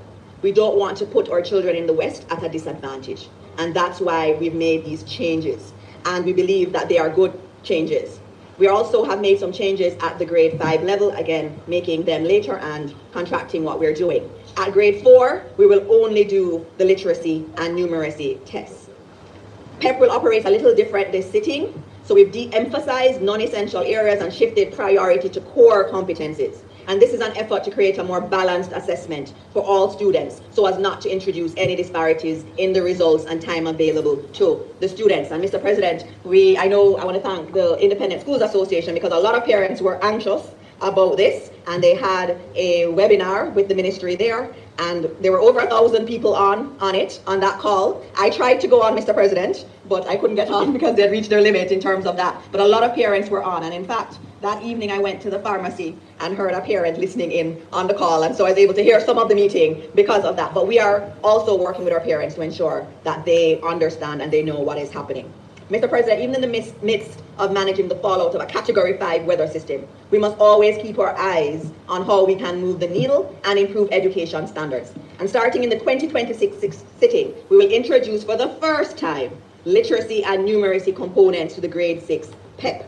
As we prioritize the foundation of learning, this is an important and timely reform because it strengthens our ability to measure and therefore improve the most important building blocks of learning. And so, Mr. President, a lot of people will look at the language arts test at grade 6 and say, that tells you if a child is literate. It does not. It's not designed as a literacy test. And so for the first time at grade 6, we will be administering a literacy and a numeracy test. And so what we've done in that regard, Mr. President, is to prepare documents, because you know there can be anxiety whenever there's a new thing. And so we prepared these and have shared it across the system. And these are test preparation guides. And we've done it for numeracy, literacy, all the exams for PEP, so that parents and students and teachers can see what kind of questions we have. And I would implore my colleagues here to look outside at what we have, because it tells you a lot about where we're coming from. In the past, a literacy test was really word recognition. So you'd have RAT, and you'd ask someone, do you know what that is? And they'd say yes, and you'd see a series of words, and they'd recognize them. That was what our traditional literacy test was. But now when we do literacy tests, it's a completely different thing. And when you look in this publication, you'll see a few things. It tells you about the test. And this is an example of what a literacy test in modern times look like. You get the board at Norman Manley International Airport, all the flights coming in, the times that they're coming in, whether they're delayed, whether they've arrived, where they're coming from. And then children are asked questions in relation to it and be able to understand what they have seen in that chart and be able to answer questions. Another example was an article on Portmore, and it speaks about when Jamaica gained independence and what Wicon did to build Portmore. It speaks about when each of the areas were built, Bridgeport in 1972. All of that is in here. And then it asks you questions on that to see if you comprehend. That's what our modern day literacy tests are. And so you can't really compare past tests with this test, but at least now we have a benchmark at grade 6, and I can say to you that literacy levels are this, numeracy levels are this, and then we can work over time now to actually improve it. We can't just use the language arts test or mathematics test at grade 6, because those are not testing pure literacy and numeracy, but we will make that adjustment this year. We also have made some adjustments, Mr. President, to some of the other exams. We have made our age 4 assessment a little later. The age 4 assessment is important, so we still want to do it because we want to be able to pick up learning challenges early. And so that age 4 test in our early childhood institutions, we still want to do it across the country, and we're going to do that between June 1 and 12, 2026. We've suspended the grade 2 diagnostic test and the grade 9 test, but we'll still do the grade 3 diagnostic test. We also have some changes with City and Guilds in consultation to make it easier for our students. We have the dates remaining the same, but the registration window was extended, and there's also going to be a special sitting in November for those who don't feel that they're ready. And so again, I thank City and Guilds for working with us on this. And results will still come out at the same time as if there was no hurricane. They're also providing free student workbooks in maths and English, and also in customer service level 1. And we also have these hard copies that are available for students across the system, and we also have digital copies that are available. In terms of CXC, we had consultations locally and with CXC, and we come up with some options. Option A, and this is for students not impacted by Hurricane Melissa, they'll sit their exams as normal, but with concessions re-SBA, so SBAs can be given later. There's also an exemption for late fees and deferrals if required. Option B is a modified approach for schools in the affected parishes. And under option B, students will sit paper 1, which is the multiple choice paper only. Yo, go back. Why the brother always looking in a space? What happened to the brother? What happened to him? We sit down beside the Dana Morris Dix. Yo, the man ever looking at, where man I look for, bro? The man have some type of attention deficiency problem, brother. Look for the man, brother. What wrong with him? He must suffer from something, you know? I am not a doctor, but damn. Parishes, And on the option B, students will sit paper 1, which is the multiple choice paper, only with their SBA concession. And this will benefit, they'll also benefit from late fee exemptions and deferrals if they need it. But what's interesting, our schools in the West can determine whether they want to use option A or option B. And what makes me happy as minister is to hear my principals say, my students need no concessions, they are doing the full exam because they are ready. And so I thank those principals, and these are our schools in the West, that are saying our students, despite this, we have done the work with them, we're doing work with them after school and on weekends, and they'll be ready to do the full exam. I'm very, very happy, and I'm very happy that our teachers have been able to do that. In terms of those who need extensions, there are no late fees that will be charged. And I should also note, Mr. President, that the OEC is giving quite a bit of concession to our students across the system. Mr. President, I now move on to something in relation to skills very quickly. Despite several HART NSTA trust training facilities and administrative offices sustaining extensive damage leading to major disruption of operations and service delivery, the trust must keep fulfilling its mandate. The construction industry is one of our economy's most robust drivers of growth. Before the hurricane, we were pushing up on the limits of our readily available labor pool. As a result of Melissa's impact, demand for trade labor will skyrocket, and we're seeing it already. It's been hard to get the laborers to do the work for schools. To bring the market into equilibrium, HART will rapidly ramp up training. It's hard to get laborers. What the hell me I? Yo, listen to me. People, me do a video the other day.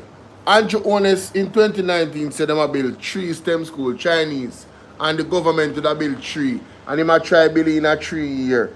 And it has been 6 years. And none of them no build. And them a talk about they not have enough skilled personnel. You gotta be joking, right? You serious? Demand for trade labor will skyrocket, and we're seeing it already. It's been hard to get the laborers to do the work for schools. To bring the market into equilibrium. What you mean it hard? You not pay them? And when she said laborer, she talk about person who do like the least amount, well, it's not the least amount of work. But they make the least amount of pay. Hold on it. As a result of Melissa's impact, demand for trade labor will skyrocket, and we're seeing it already. It's been hard to get the laborers to do the work for schools. To bring the market into equilibrium, HART will rapidly ramp up training in the trade and construction Philippa, what's and up? the first component of this policy push, Mr. President, has already started to take shape. Last week, I unveiled the Building Resilience and Inspiring Development Through Guided Experience, BRIDGE, initiative at an event at the Jamaica Society for the Blind. The goal of BRIDGE is to create real pathways into work for our young people while accelerating recovery in communities most severely impacted by Hurricane Melissa. Mr. President, the BRIDGE initiative will engage at the start 200 unemployed youth ages 18 to 25 drawn from St. Elizabeth, Westmoreland, St. James, and Hanover. We will equip them with practical, marketable construction skills through supervised on-site work experience. The best way to learn construction is on the site. And so they'll be on active reconstruction projects while we provide them with a stipend of $65,000 per month. So they're learning, we give them the stipend, and they're helping to rebuild the West. Participants will be trained and supported by HART certified instructors and will gain hands-on exposure in priority skills areas that are immediately relevant to rebuilding homes, schools, and critical community infrastructure. There will also be an element. I'm still hung up on the fact that Andrew Honest said that he would build 3 STEM schools and the Chinese would help to build 3, so it would be 6. And they would be strategically placed. You're talking about science, technology, engineering, and math. And we are in 2020. You know how useful it would have been if they had really built those schools. You know how much skilled people they would have had to maneuver this reconstruction, apparatus that they are embarking on for a new Jamaica, right? You would have had all the skills people here that you would have needed. Some of them would be overseas, obviously, given the level of training, but at least you would have some here, enough here to take that on. No, you have to be what? And I'm not saying it's a bad initiative to have the youth them on the site working with the individuals while getting paid a stipend of $65,000 a month. And if you think that's a lot of money for construction, trust me, it's not. It's not, right? But at least them getting something, right?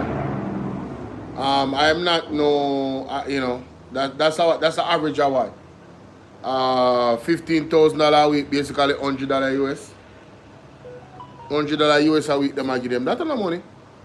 That's a regular what you call it? That's a regular job in Jamaica. When I really think about it. If I'm doing the math correctly. 4 weeks, yeah? 30, 15, 15. 30, 30. A little bit over the minimum wage, guys. That's $400. That's what that is. $400 US.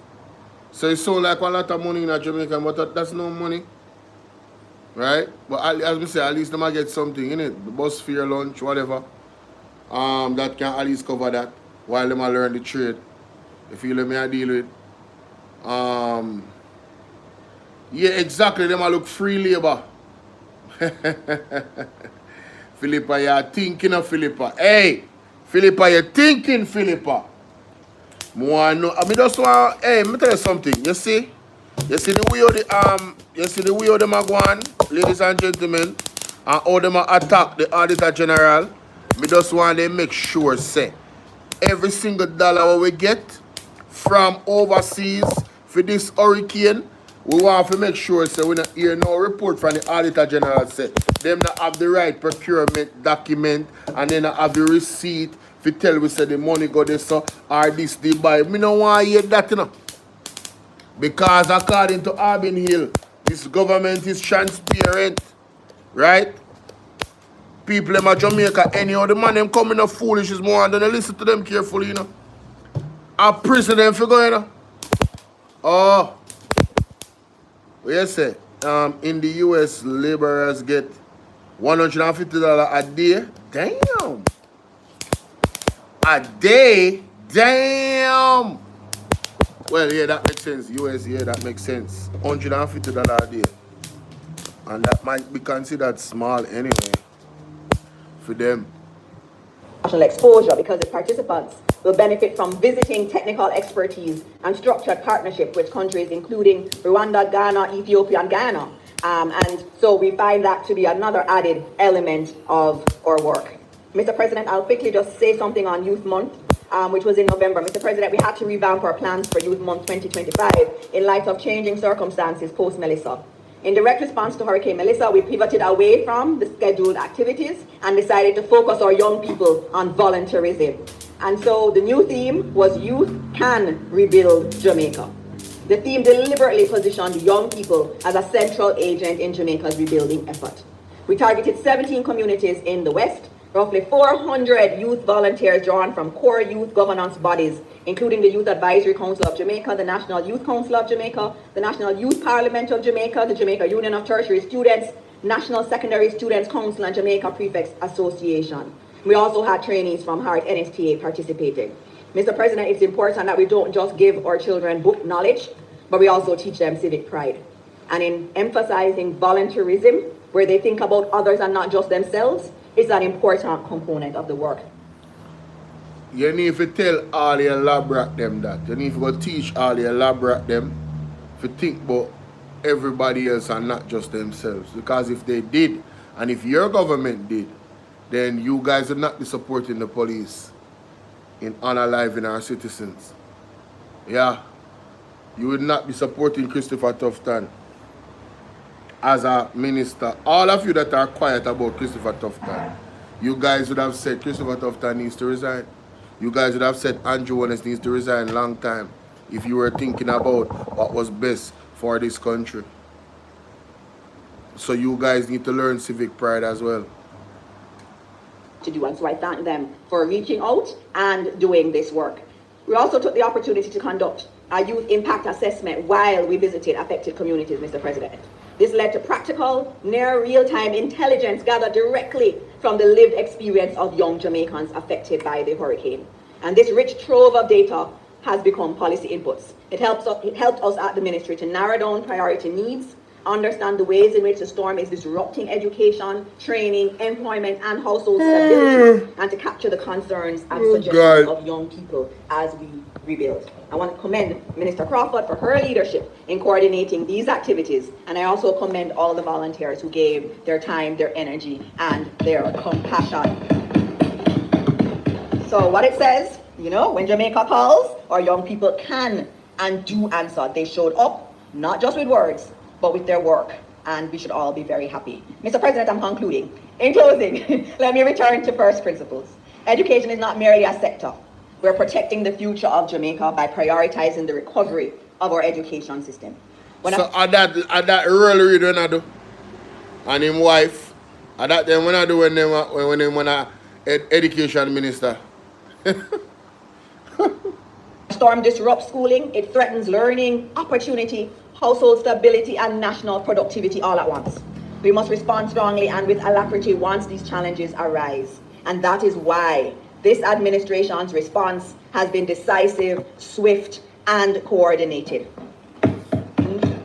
Mr. President, no child should be left behind, not because of geography, not because of circumstance, and certainly not because of a disaster outside of their country. What we have achieved in the aftermath of Hurricane Melissa is a testament to Jamaican capacity when we act with unity and purpose. In 90 days, Mr. President, I say it again, teaching and learning resumed across the system. And I say that, Mr. President, because I've been looking at the research of other schools. I looked at, for example, after Hurricane Katrina in New Orleans. Those children went back to school 1 year after. We have gone back 90 days after a Category 5 tragedy. Mr. President, we have to. Let me tell you something, man. Yo, we need to go research. We need to go research what happened in a Katrina here, because you see context matters, you know. You see those places where she compare Jamaica with, they are not used to a category, nothing coming to them. Them not used to hurricane and lick them. You understand what I say? Them not used to it. And look upon the year when hurricane, as a matter of fact, let me do it right now. Because they keep going to that. Like that's a go-to for them. Alright? Let's examine Hurricane Katrina. When did Hurricane Katrina hit America? So this was 2005, right? August 23. Right? August 23 to 31, 2005, right? Alright, cool. Who was the president of the United States 2005? Whoa, George W. Bush. Not a good one at all. Let's go back. That's a bad president right there. And I say that, Mr. President, because I've been looking at the research of other schools. I looked at, for example, after Hurricane Katrina in New Orleans. Those children went back to school 1 year after. We have gone back. New Orleans. Oh, New Orleans. Listen to me, ladies and gentlemen.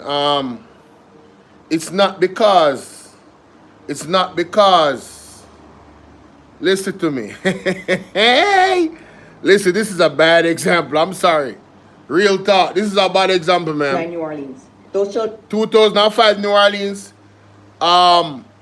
Do you know the story surrounding the New Orleans thing? Listen to me. That's a terrible example. That is a terrible example. Ladies and gentlemen, if you know, you know. That is a horrible example. They were not even trying. Really. They were, listen, bro. Well, I'm going to move on because that is a whole, listen. If you know, you know.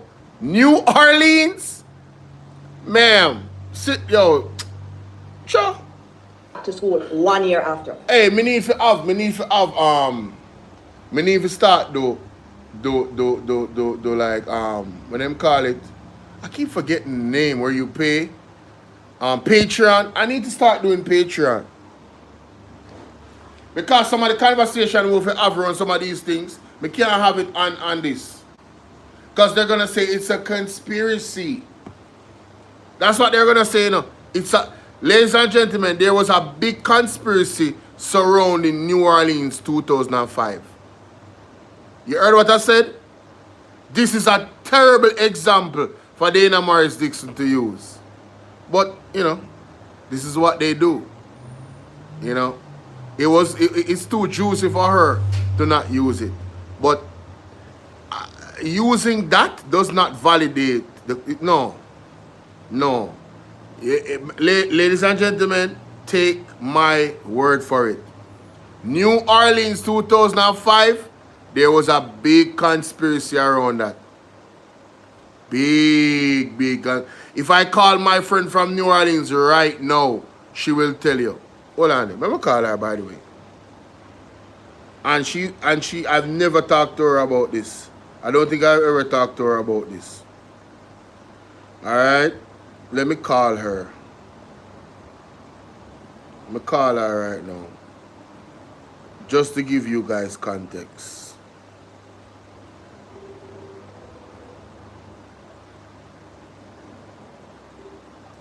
Miss Collins. Hey, what's going on, Bolo? I'm live right now. I want to ask you something for the listeners. You were in New Orleans 2005, right? Yes, sir. So Hurricane Katrina. Yes. What was the story around that? Was there any conspiracy surrounding Hurricane Katrina, and then the way how the government and the state responded in recovery afterwards? There was a lot of conspiracy. Even as far people was going as far as saying that it was like a weather machine, that they used some kind of weather machine to send Hurricane Katrina to New Orleans to run all the poor people out of New Orleans. The population changed a lot after Katrina, I can tell you that much. What changed? The population. The type of people that was there. A lot of black people moved out, and more white people moved into the New Orleans area. So there was a conspiracy surrounding gentrification. Yes. So do you believe, as a person that lived there, that the government could have moved faster in their recovery? Oh, definitely. Oh, definitely. so the people that stayed, the poor people that couldn't afford to leave, uh-huh. and that had to stay because some of them just didn't have the transportation to leave. Those people were here for like, I want to say 5 days before the buses came to get them. Wow. And the water kept rising and rising, and of course, a lot of locals believe that they actually bombed the levees. Yeah. That's why I called you, That's why I called you, because I wanted to get somebody. I mean, a lot of locals, they don't even believe that the levees breached. They believe that it's just a bombing that occurred. And of course, in areas where mostly poor people lived, and those people didn't have the money and the means to rebuild. So what would what could you do? And of course, it was a lot of loss of life. I think over 1,000 people ended up passing away because of that. Yeah. So you know why I called you. I'm here listening to the Senate in Jamaica, and the Minister of Health is patting herself on the back about recovering the education ministry, although not fully, because the buildings have not been all of them haven't been restored as yet.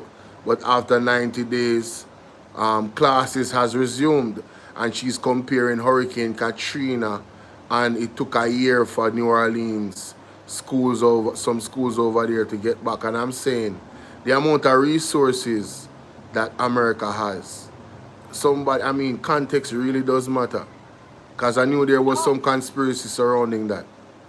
Yes.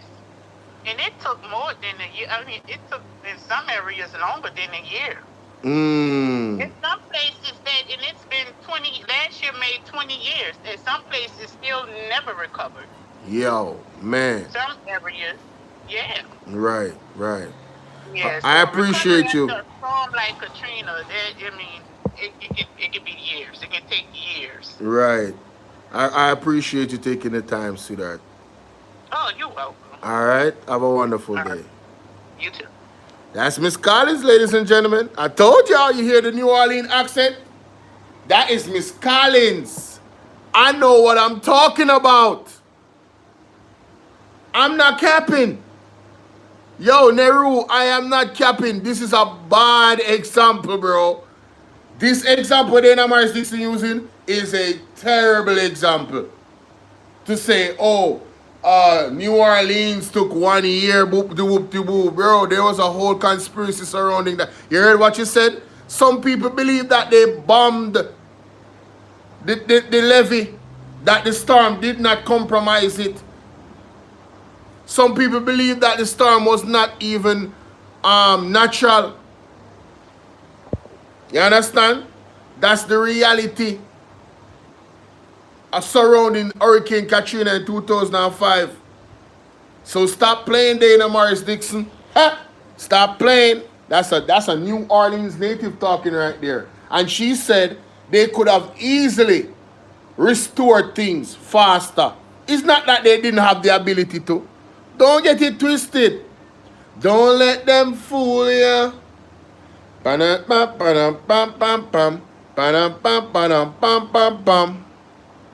Or even try to school you. You hear what I said? Oh no. Big up Bob Marley. May I tell you? We have gone back 90 days after a Category 5 tragedy. Mr. President, we have to put on the record that this administration has done well. So, Mr. President, we mobilized temporary structures. It's not perfect. We have the temporary structures. We mobilized furniture, learning kits, utility support, psychosocial support, and financial resources to keep schools open and students engaged. We reprioritized exams in line with our stakeholders' positions. Mr. President, the road ahead will require continued discipline and continued partnership. The schools aren't fully rebuilt. We have a lot of work to do during this year. But I thank our teachers, principals, school boards, our regional teams and central technocrats, our contractors and suppliers, our donors and international partners, and the public servants across government who have kept the system moving.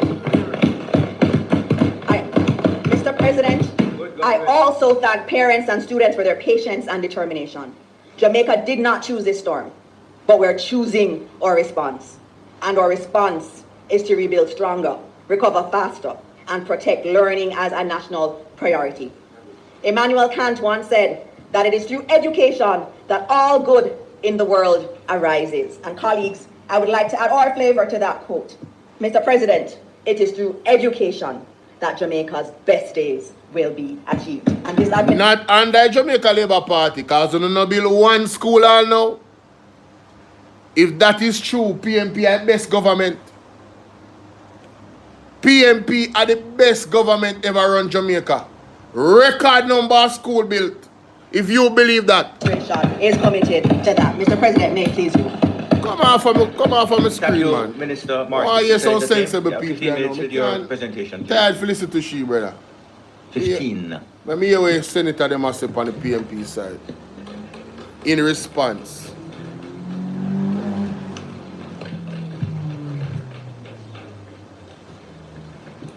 Thank you, Senator Tim. Good morning, colleagues.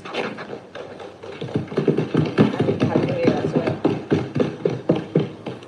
I am, Mr. President, especially pleased to hear that all schools have resumed teaching and learning, and I want to congratulate all the initiatives that have been taken to ensure that this has happened, including on our side, Mr. Damian Crawford's initiative in St. Catherine for students from the rural area to come in and for families to adopt families to allow children to go to school.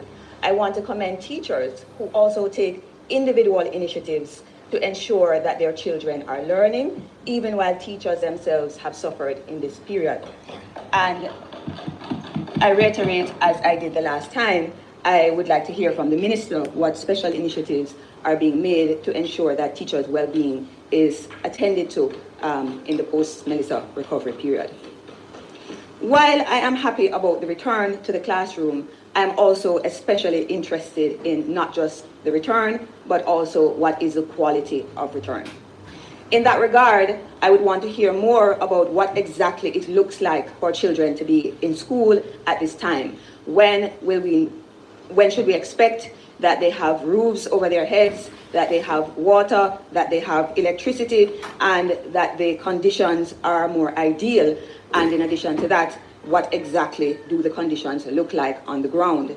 We have heard that some schools are in rotational form and it begs the question, what is it that is driving the rotation, and what are the specific needs of those schools at this time? I'm also concerned with the quality of education in general.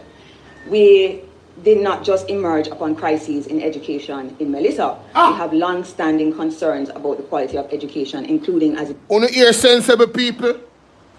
Wanna hear sensible question? Wanna hear sensible question? Not gaslighting and overpraising of minimal achievements by Dana Morris Dixon Ministry. These are the substantive questions that need to be answered. What is the timeline for real recovery? Not temporary recovery. What is the quality?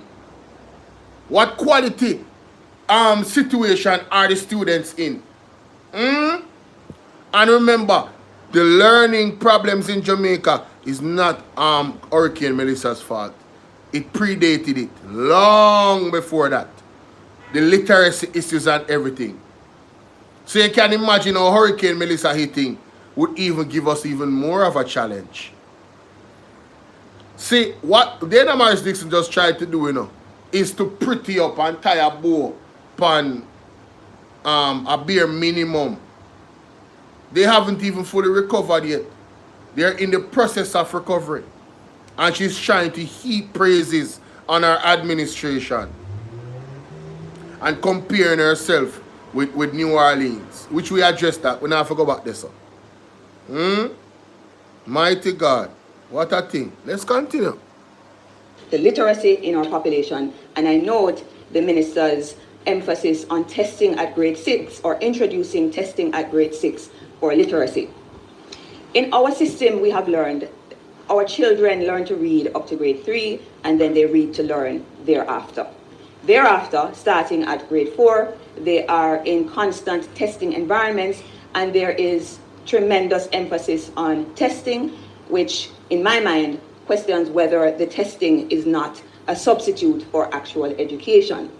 In that regard, I raise questions about what it is that is intended to be achieved when a test is introduced for literacy at grade 6, when early childhood learning is a time at which students' literacy should most be impressed upon them, especially in an environment such as this, where language differences exist, where we are operating in a two-language system, and where awareness of that language is critical to the prospects for improving literacy.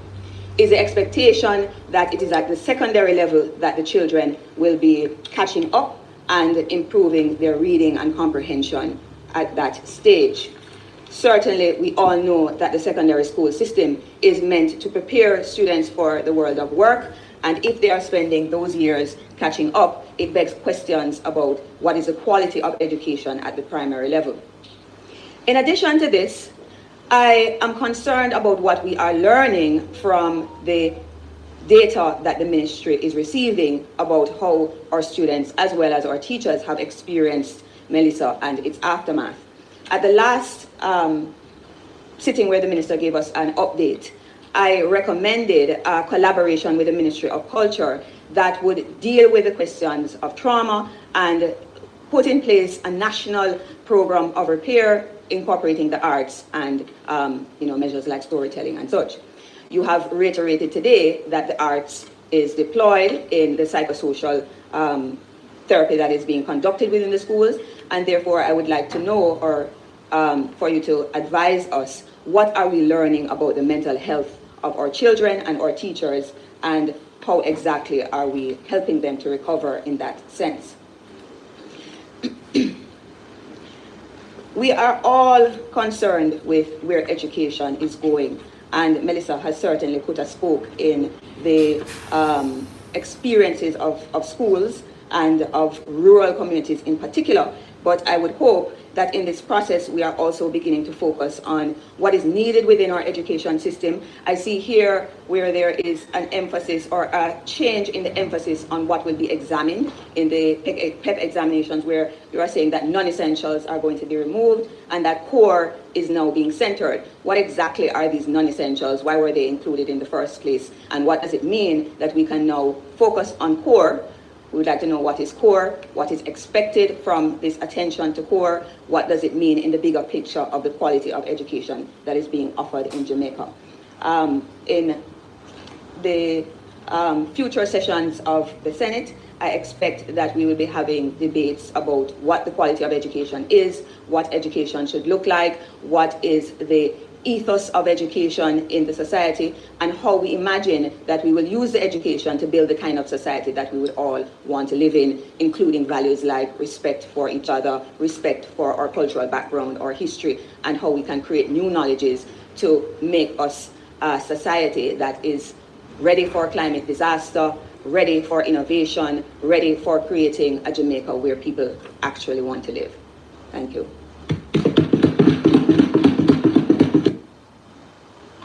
You had some specific questions, Senator Tim, that Minister want to respond to them. Now you're going to wait. Okay, thank you very much.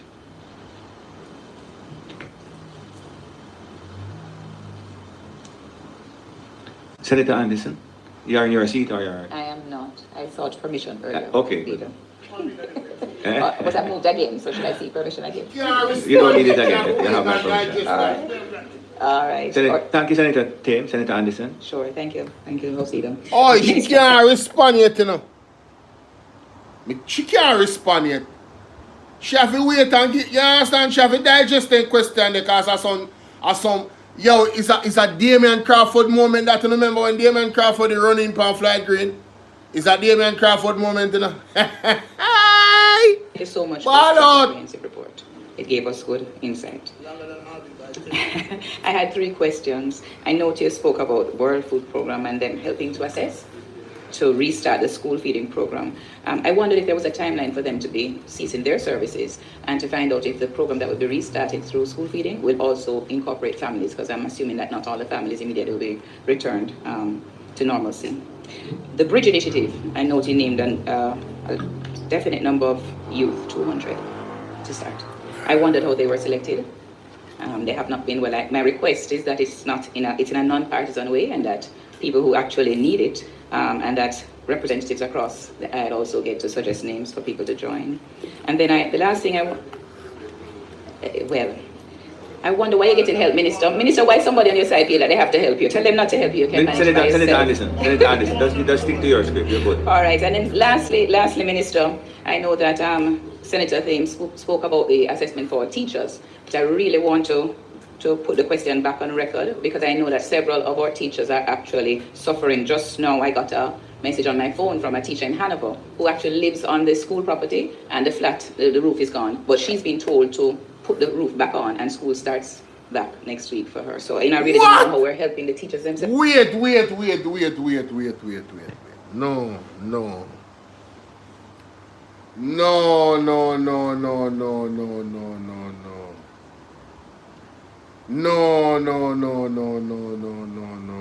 Hold on there, wait. Hold on there, ladies and gentlemen. Wait. Whoa, ball up, me say. Me tell you, say we have to go fact check everything where the MAGNITSKY now say. Me tell you, no. Me tell you, no. You think me never say it? Didn't I say it? We have to fact check what she's saying. Because them love to sensationalize, you know. Yeah, man, them full of sensationalism. Right? I don't trust them. I don't trust them. I want that lady on him again. Forgive me, ma'am. Please forgive me. I apologize. So, Senator Tim, that minister want to respond to them. Now you're going to wait. Okay, thank you very much.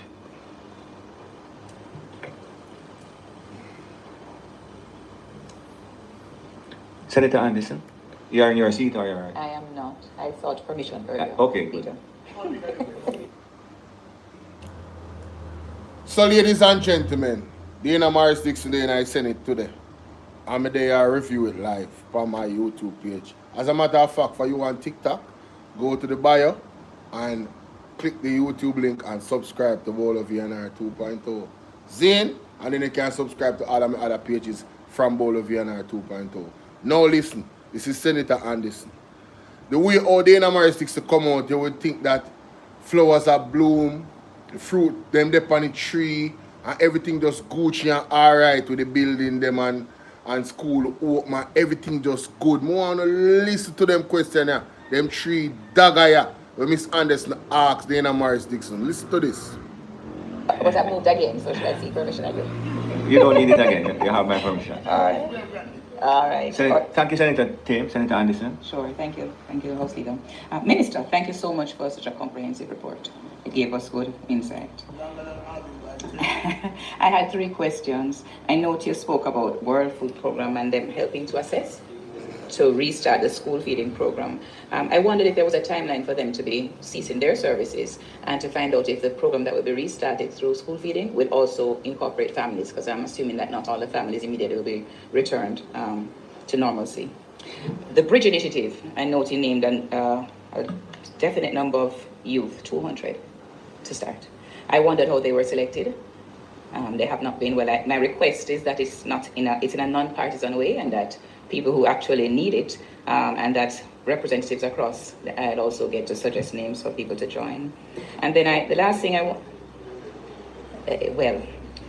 wonder why you're getting help, Minister. Minister, why somebody on your side feel that they have to help you? Tell them not to help you. You can manage by yourself. Senator Anderson, just stick to your script. You're good. All right, and then lastly, Minister, I know that Senator Thames spoke about the assessment for teachers, but I really want to put the question back on record, because I know that several of our teachers are actually suffering. Just now I got a message on my phone from a teacher in Hanover who actually lives on the school property, and the flat, the roof is gone, but she's been told to put the roof back on and school starts back next week for her. So I really don't know how we're helping the teachers themselves, and I'd like to really hear what the plan is for assessing and determining how best the state can help them. Thank you. So ladies and gentlemen, them are both school are start back. Teacher now know if you live.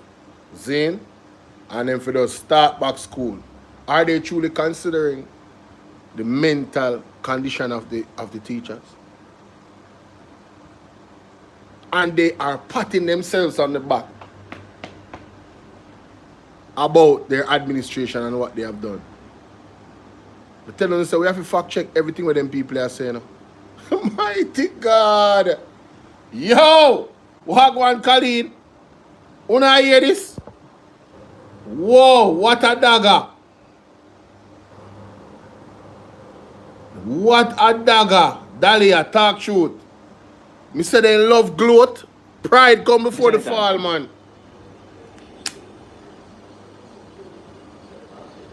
Senator Brown. Senator Brown. Thank you, President. I was wondering why Senator Morgan... You know, I never heard anything, I know your ears are very good. I know you don't, and that's why, because I'm hearing. I'm just wondering why he's... It's all right, you go on, you just ask the question, man. You're good to go. Yeah. Minister, I want to join you in thanking UNICEF and the other partners. I note UNICEF is distributing around 300 learning kits, and that is to be in short order. It hasn't been done yet, but they are providing it. Could you indicate to us whether or not what's the population in which these 300 kits are going to go? Is it the early child education, 24,000? So it's 3 into 24,000. 300 into 300. All right, you have to be, people understand. Into 24,000, or is it into the 152,000 total? We also want to know whether or not the government is invested. If you see the value of these kits, if you are invested in acquiring from the source that UNICEF has acquired sufficient kits to fill out the gap, large gap that is left when we get this 300 from UNICEF. I also want to ask the Minister whether that Bolo initiative by a Member of Parliament, former Senate colleague of ours, Damien Crawford, pull people from the affected areas into St. Catherine, working with the church and other civic-minded people, whether that's an initiative that the ministry, your ministry, is he finished? Does the gas run out of you? Yeah. So, yeah, as the gas run out of you. So the question, Minister, is whether or not you personally and the government endorse that initiative of MP Crawford, Damian Crawford that is, and whether or not that's an initiative that you believe your ministry could urge others to take up. And in that said light, the Adopt a Family approach adopted by MP Dayton Campbell in Eastern Westmoreland, whether or not that's an approach which the ministry would recommend across other affected constituencies, so that our children, who many of whom are still without roof, can find some comfort where it is possible for others in a better situation to accommodate them. And with that, I really want to thank you and beg you not to treat St. Morgan in the way Manchester United treat Amarin. May I please you? You really want to? Senator Brown, you know, I was so distracted, I thought you had at least another half hour. Anybody else to ask any? Minister, do you want to respond?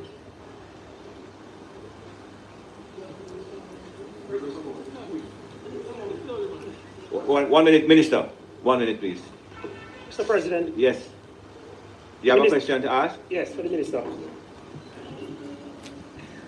Minister, in keeping with the government's commitment to better cater to the education of our nation's children by assisting with transportation to school via the rural bus system, I note the resumption of this important service and the ministry's appeal to the parents to ensure that they sign up their children or what to the JUTC's card, since the service is intended to be cashless. My question is this: can you give us an update on the general state of response on the part of stakeholders in terms of take-up and ongoing efforts by the ministry to impress upon parents and guardians the importance of signing up and benefiting from this cheaper and safer mode of transportation for our children to and from school? That is the question, Minister. Thank you, Mr. President. What an insightful question, Senator Tavares. Minister, you know that, Senator Brown, you know that he refers to you as his godfather for some inexplicable reason, you know. Yeah, go ahead. Not, well, you, my nephew. Senator Ferguson, you wanted to say something after? They never expected you, so you didn't get the extension on your microphone. Oh, they have it here. That's fine. You're good.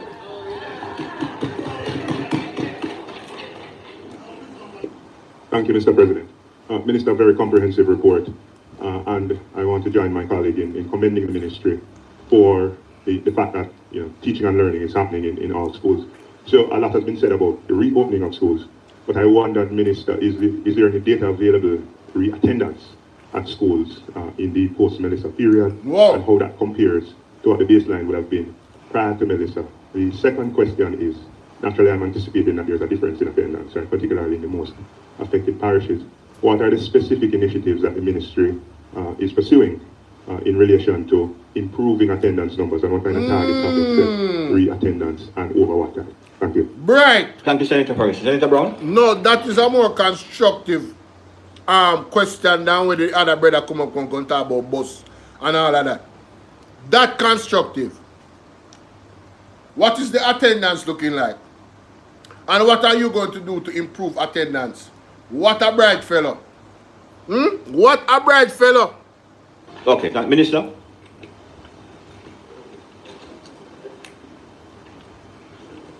Thank you very much, Mr. President. Thank you, colleagues, for your questions. I couldn't put everything in the presentation. I wanted to put more, but because of time, I didn't get to. But I really do appreciate your questions. There was a question about support for teachers and what we're doing there. Actually, one of the first things I did when the government started having conversations around reconstruction grants and recovery grants across the system. In my monthly meeting with the JTA, I had asked the JTA to provide their list of teachers that had been affected so that we could prioritize them through the grants that would be provided. We also had, we have an NHT initiative for those who, all our teachers are NHT contributors, so all of them would qualify for this, where there were grants available from the NHT to all of their contributors to be able to rebuild. And so we had a special session with the NHT explaining that process. And so we're prioritizing our teachers as a part of the grants that we're giving in government, and also we are prioritizing them vis-a-vis the programs of assistance that are there in the NHT. We recognize a lot of teachers, and when I go to the schools and I talk to the teachers, they'll tell me, I'm here, but my house is destroyed. They are doing a tremendous job. I mean, the kind of strength that our teachers are displaying, they're sitting in front of our students, comforting them when they know at home it's really a terrible situation that they're in, but they're still there taking care of our children. Our teachers have done fantastic, and it is because of that that we are prioritizing them as a part of the support that we are providing from the government of Jamaica. In terms of the quality of learning, that question is one that I also have. It's not perfect. It's not going to be perfect, especially after trauma. And so a lot of emphasis has been placed on trauma and actually being able to treat with the trauma that has been experienced by our teachers and by our students. So on that question, I know there are some questions that dealt there. So we have a comprehensive program of psychosocial support across the ministry. And some of it is virtual and some of it is face-to-face. And so our guidance counseling team has been supported by 36 private clinicians across the island. So we have a program in the ministry where we pay private psychologists and psychiatrists. And so they've been helping us to deliver the psychosocial support. And I know there's someone here, and if you give me a chance, I'll give you the name of someone who is here and visiting. And I'll give you that soon. And it's Maya Yairi, who is here from Israel, and she's here with her group. And she's been doing some of the psychosocial work in addition to these. So we have our guidance counselors, we have our local Jamaican psychologists and psychiatrists, we even have some counselors from churches that have been deployed across the system, and then we have international partners like Early Starters that's been working with us. And so in total, the total I have is 2,086 psychosocial Israel, mighty God, sessions have been facilitated across the system, and we've reached 167 regional staff members, over 4,000 teachers, and over 50,000 students have been reached in these sessions. That's a lot of people that have been reached.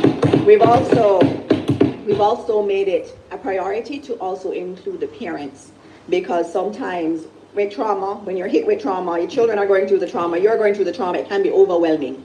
And so we've included parents, and to date we've had over 9,700 parents that have taken advantage of this support. And so as I said, we had the team in the ministry, our guidance counselors and the counselors, but we also got quite a bit of help from the University Hospital of the West Indies. They sent out their teams that are experts in psychiatrics. And then we had UNICEF also doing some of the support. We had donors like Children First as a part of that team, and also the Ministry of Health and Wellness. They have a team of counselors that have been deployed with us. And so a lot of work is going into psychosocial. Last week, I was told that there was a particular school in Westmoreland that had indicated that they need more support. Wherever we hear that, we then just set up a psychosocial session. We ask them what they want. And I've always said to the teachers, in the ministry, we have an idea of what's needed, but you also have to tell us what we need, which is why I'm always happy. I don't feel bad when a school says we need more help, even though we've given help. It's good that they've said it and that they feel safe to say it. And what we do is we provide it the way that they want to receive it, not the way that the ministry wants to deliver it, but how they want it received. In terms of, again, with quality of learning, there was a question about water and electricity. For some of our schools, water rests on electricity. So we're not able to get water back if electricity isn't restored. And that's why the loan to the JPS was so important, because we would not have been able to get electricity restored. When I see electricity restored to some of our water facilities in Westmoreland, really rural areas, it is because of that loan and those teams that have come in. So that was a good thing on our part. And so we expect that by early February, we would have restored electricity to all of the areas that can receive. Because remember, there are some communities where the houses are destroyed. You can't deliver electricity there. But what we've been doing is ensuring that the schools are ready to receive. Even if the rest of the community isn't fully ready to receive electricity, that the schools are ready. And so our schools fall into the timelines that have been given by JPS, which is in February to have electricity restored. On the rotational issue, it's not the best. I want rotations ended as quickly as possible. What we have in terms of different schools, we have different levels of damage. Some schools, you can fix it quickly. Others, it takes long. So our estimate is for some schools, it's 6 months of work. And we have to work around the children at school. We can't not do the work. So we can't not have them at school. So in some instances, it's slower because we have to do the work at night and on weekends. In other instances too, we have to be doing it better. So not putting on the zinc back, but slabbing the roof. Those things take a little bit longer. And so some schools up to 6 months, some 18 months. Because some schools it's almost like a total rebuild. But what we've been doing is where a school is repaired, and they had tents, for example, in of and the literacy timing at grade 6. We already have a grade 4 literacy test. And what we wanted was upon leaving primary school to know where we were. So we know where they are at grade 4, but we also need to know where they're at grade 6. And so I never had a test that told me where the children were in terms of literacy and numeracy. And that's what we're trying to address. Because I've seen many presentations where people take the language arts paper and say, oh, look, those who got mastery, that means that they are literate. And those who didn't, it means they're not literate. It doesn't mean that. The language arts test is testing knowledge of the curriculum, not literacy and numeracy. And so this is something that has been discussed for some time, and we're finally making it happen. There's a question about the mental health of our teachers and students, and that is a concerning thing. There is a lot of trauma there, and a lot of you're seeing the signs of it, and not all of it comes to the fore right away. Sometimes it takes months for that trauma to materialize and to show. And so this work we're doing with the psychosocial work is not a one-off. It has to be done throughout the entire academic year and probably going forward. And so we're very aware of that. And so our systems that we have now with the psychosocial support, those continue. And even in terms of our expert that's visiting with us, she's been training the teachers. We've been doing a lot of training of teachers so that they can see the issues and the guidance counselors and also know how to respond and then to be able to refer on. There was expressive arts therapy is very important as a part of this.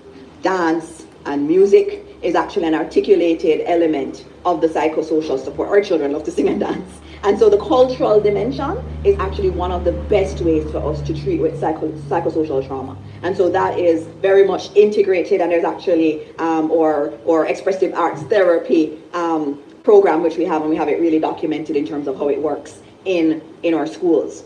Looking at the next question, ethos of education, and a debate around that. That's true. We need to look at what is education, what are we teaching our children, what does it mean? And so that will come. I will be coming later this year with amendments to the Education Act and the education regulations. And so we'll be able to have some of that debate going forward. And those needed to be amended a long time ago, but I'll come in pieces in terms of the amendments, and we'll have a chance to discuss that there. But in terms of who we want our people to be, in my presentation I would have talked about volunteerism, which is important.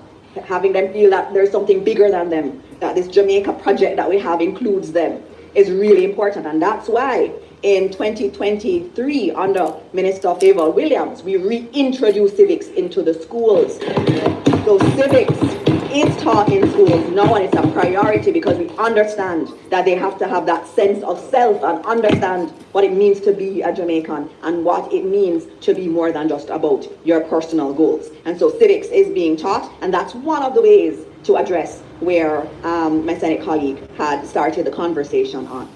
In terms of the World Food Program, they've been a partner for a long time, and you would know that for the families, they've been giving grants to the families. So as they have ramped down some of the operations at the shelters, and they were using a lot of schools for those operations, they have moved to grants. So I know in December or early January, there were people who got text messages and were thinking it was a scam. It was not. They were getting direct cash grants from the World Food Programme in conjunction with the Ministry of Labour and Social Security to support those families. And so the mission that's here, they're actually in the field right now. They are looking at other options. They're trying to see how it's working, what's the nutrition like for children in the area. And they've told me next week, Friday, they'll have their report ready in terms of their recommendations on the way forward. And so we'll be moving with them in many directions. We're looking at, in terms of school feeding, how we can expand some of what Nutrition Products Limited does to support those schools who don't have their canteen operational. They're also giving us food. Maybe we should bring it to the Senate, Dana. They have some new solutions that are used globally. Obviously, we're not going to give our children food that we will want to eat. And so we've been testing it in the ministry to see the extent to which we are okay with it. And if we're okay, maybe the children will be okay. But they're also testing with the children also.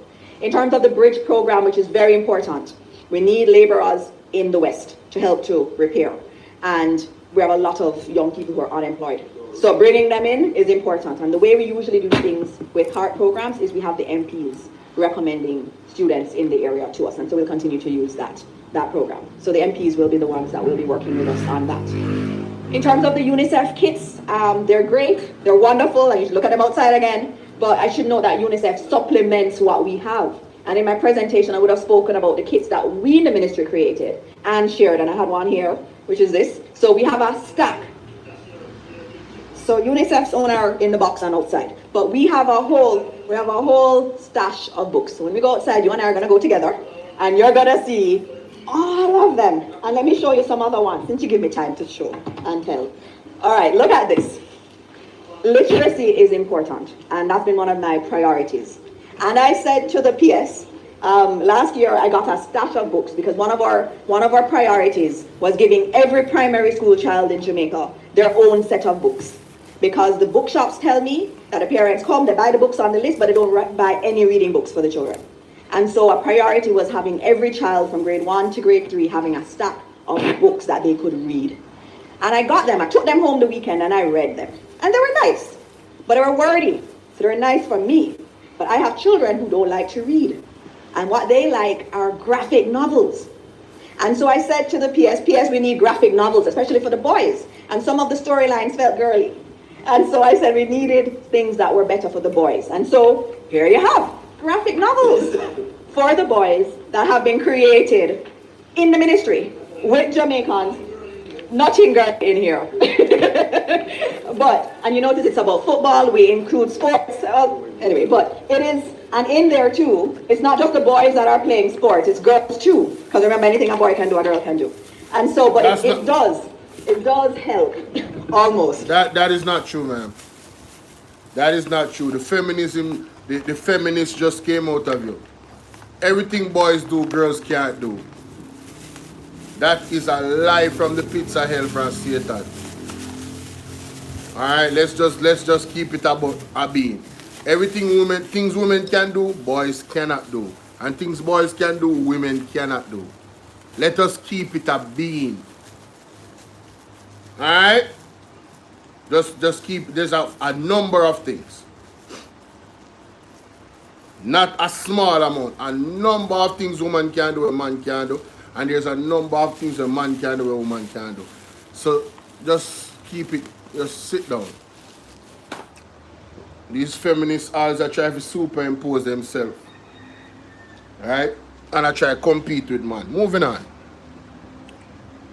But it does help children who don't want the traditional holy words on a paper. And so we thank the media services team across the ministry for being responsive like this and understanding that in order to reach our children, we have to do different things. I don't think they're allowed to clap in the gallery, but I appreciate your clapping. And so we have a kit for every student in the West, Senator Brown. And so what UNICEF does supplements what we have in the ministry. In terms of both schools, and you mentioned MP Crawford and his initiative. And I want to congratulate MP Crawford for following the ministry's directive. I really want to congratulate him because the ministry had announced a host school model. And we actually had it defined, well defined, because you had to make sure that the schools understood their role, that they had other support. And so I should note, Senator Brown, that we have 680 students in host schools across the country. And so we have many schools that have been a part of this program. We have schools like even Campion College. We have schools like Alpha, like Wolmer's. I don't know if Casey has, I should have, Casey is also on the list. And so there are many schools. And so I applaud MP Crawford for also being a part of the ministry's direction in terms of host schools. It's been tremendously helpful for many of our children to be able to go to these schools. I also have a question on attendance at schools, and that's a good one, and it is something that we collect data each week on attendance, and attendance is down. And this is one of the things we learned from COVID.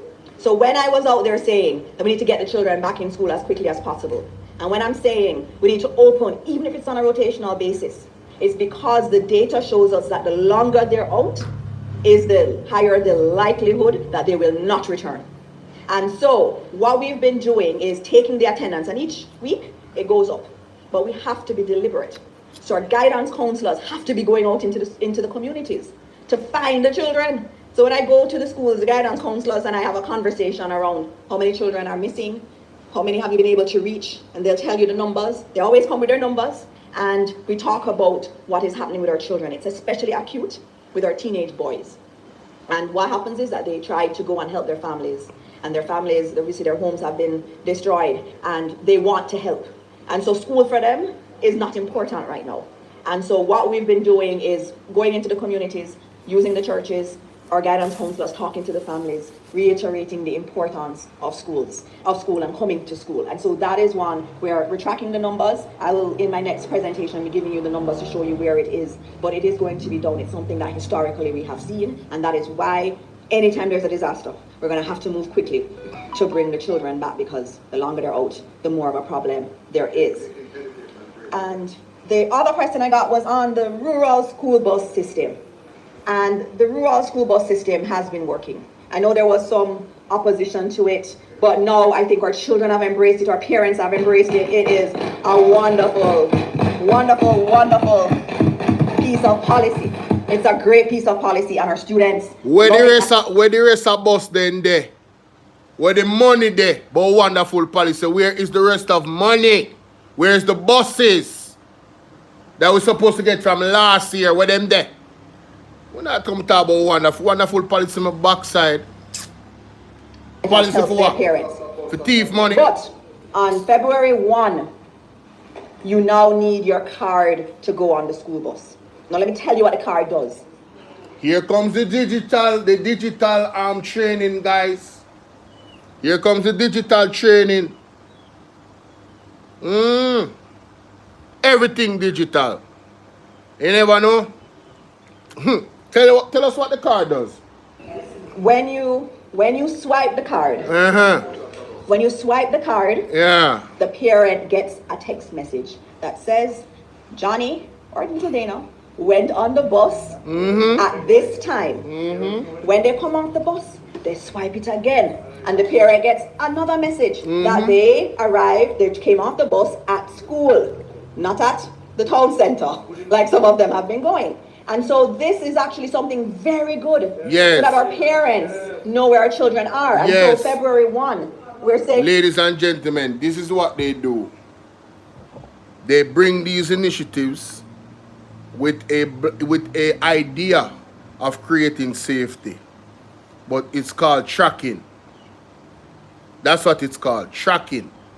Tracking you, tracking your family, tracking your movements. It's called control, tracking, government, tracking. That's what it is. All right? And anything that is used for good can be used for bad. And that's a fact. Moving on.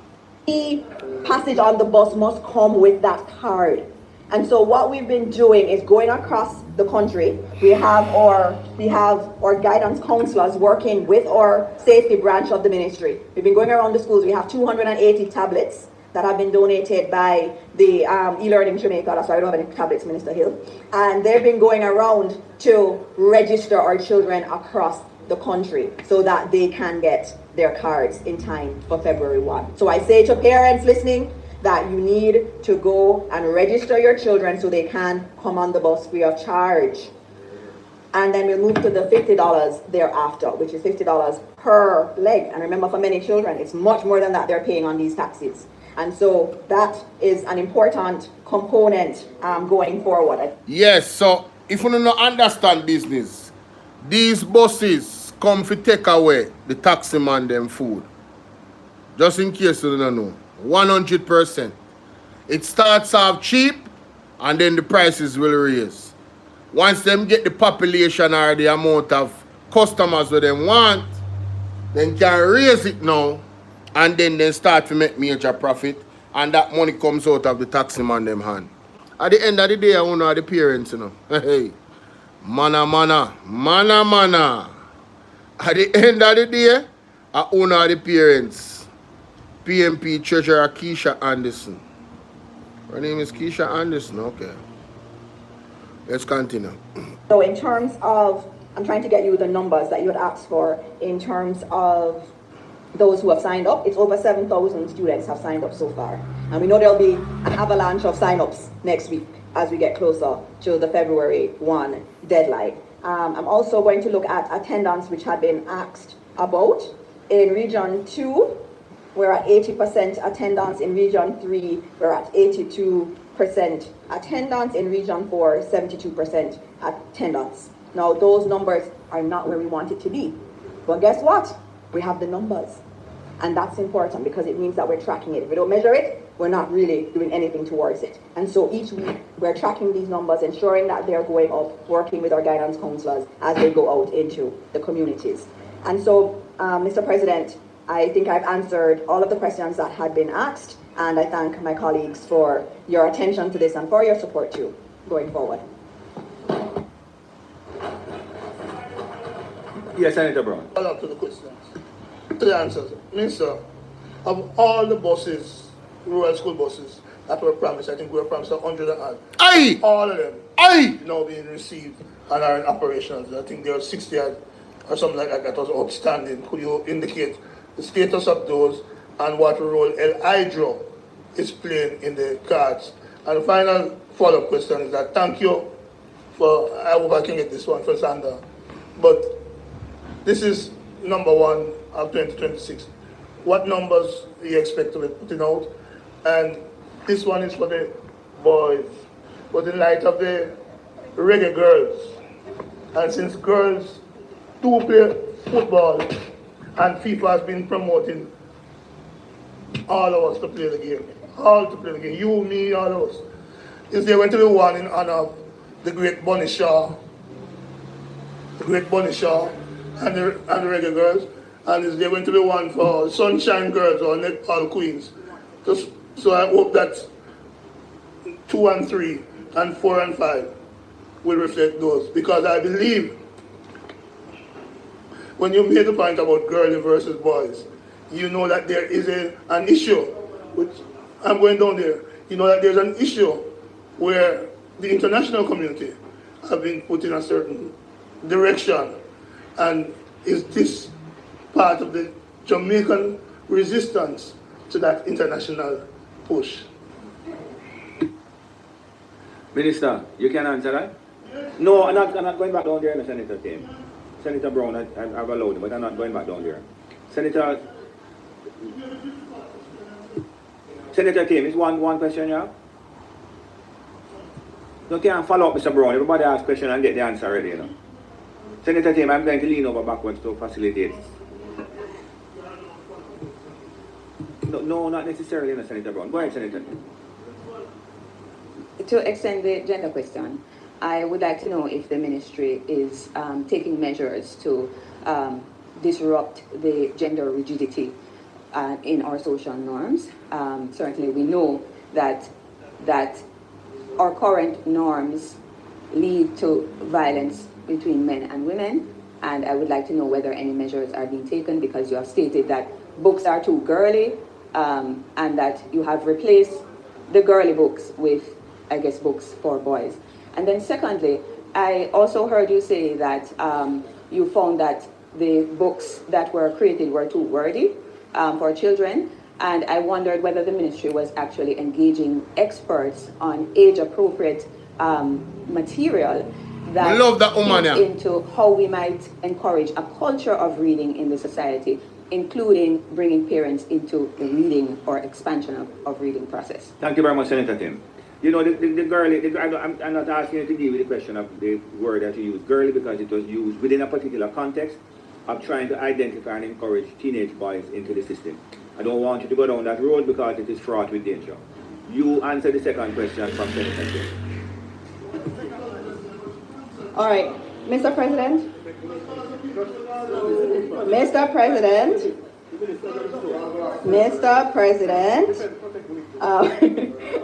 In terms of the question on buses in operation, that would really have to go to Minister Vaz. I don't have that information right now. If I get it, I will pass it on to you. As I get it, I'll pass it on to you. In terms of age-appropriate reading and the material, we have experts in the ministry that are very well trained in terms of various models, and we also use experts from the university in terms of creating our programs. When you see a book like that, you have literacy experts that are working on it. So you have the design team, you have a team of educators that are highly educated that are working on it. But that issue of inculcating that love of reading from early in our country is one that we've been paying quite a bit of attention to. And that's why giving students books that they can use and that's theirs is very important, and starting it very early is really important. And as to what Senator Brown has said, that is an example of one of the first ones that we're going to be doing. But of course, we know that the Reggae Girls have been to the World Cup multiple times and have done us very proud. And I've gotten the chance to see them play.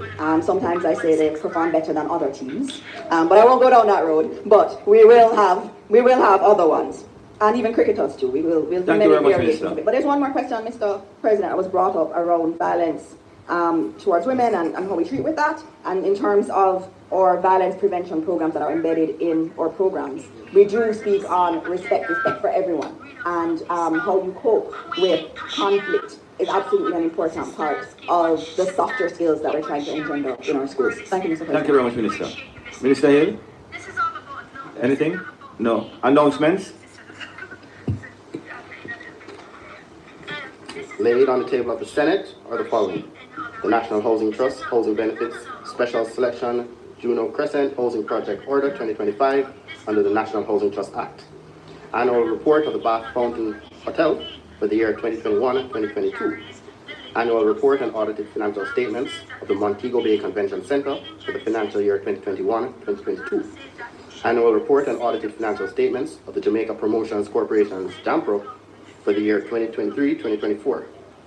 Auditor General's Department Annual Report 2025. Auditor General's Department Performance Audit Report, Ensuring Value for Money in Public Health Procurement at the University Hospital of the West Indies. Independent Commission of Investigation, Second Quarterly Report 2025, April to June 2025.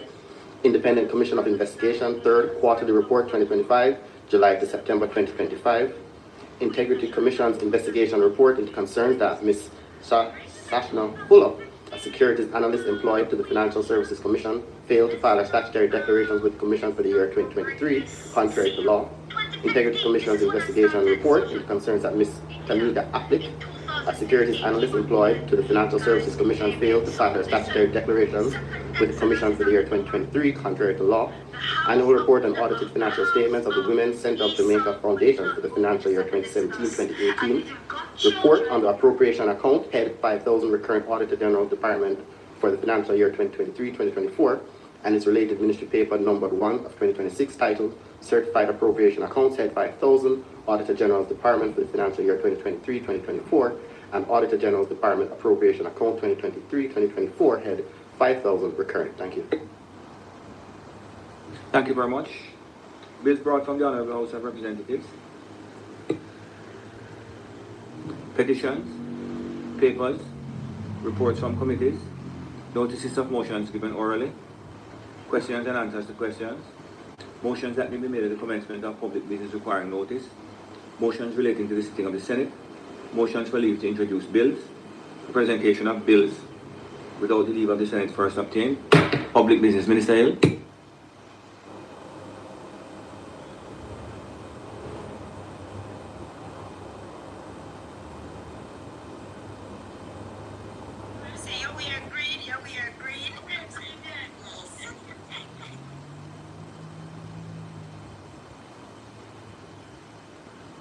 This money again. All right, sorry, Minister. Go ahead, please.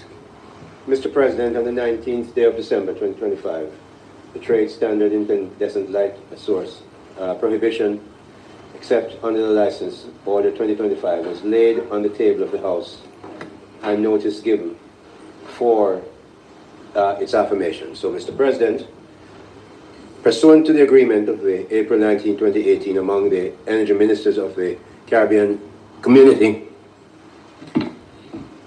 to phase out the importation and sale of incandescent light bulbs within the region, and consistent with the obligation of state parties under the Minamata Convention on Mercury, to which Jamaica is a signatory, and further to keeping with the Cabinet Decision number 3121, dated September 19, 2022, Mr. President, this Trade Standard Incandescent Light Sources Prohibition, except on the license, Order 2025, the order, is issued under the authority of Section 8, subsection 1, item A, B, and C of the Trade Act.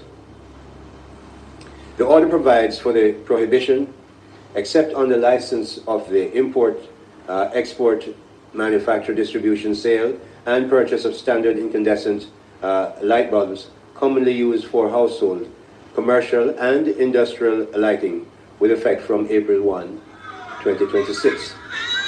The order is made pursuant to the Trade Act, the Act, specifically Section 8, subsection 1, item A, B, and C, which empowers the Minister to A, prohibit absolutely the importation of exportation of goods or any class or description of good from or to any country.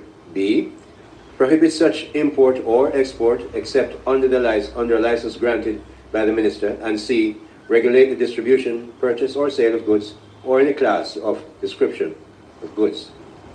Consequently, Mr. President, the order is being promulgated in keeping with the Section 10, subsection 1, and Section 10, subsection 2 of the Act, and is subject to affirmative resolution of Parliament.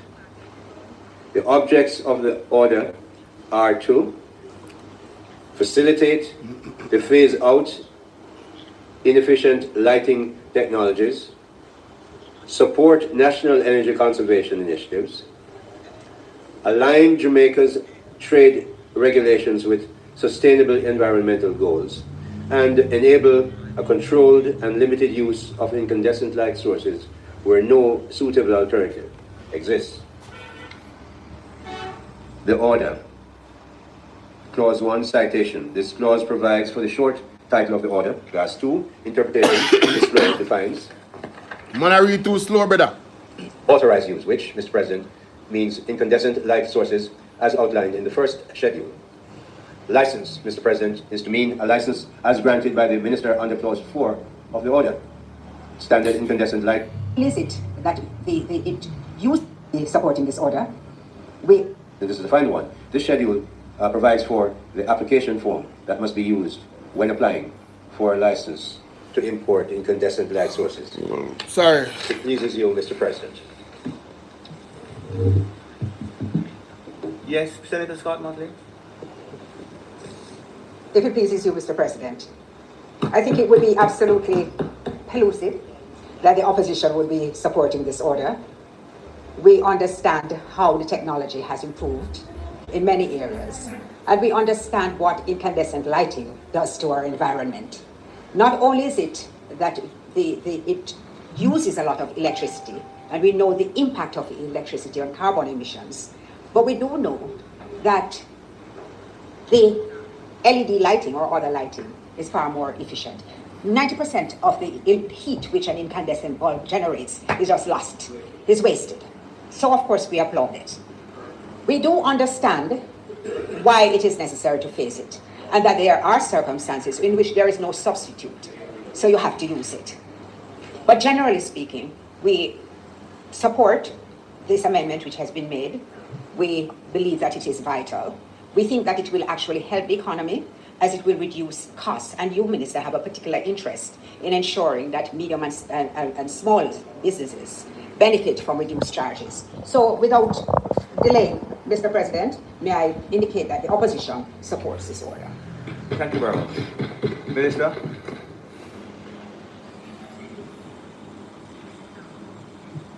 I seek a... For or on account of the public service, and whereas Senator Cavan Gale is an industrial relations consultant who may from time to time enter into contracts with the government of Jamaica and its affiliated agencies, be it resolved that this Honourable Senate, pursuant to subsection 1F1 of section 41 of the Constitution of Jamaica, and in recognition of him having disclosed his interests, exempt the said senator from vacating his seat for reasons as aforesaid.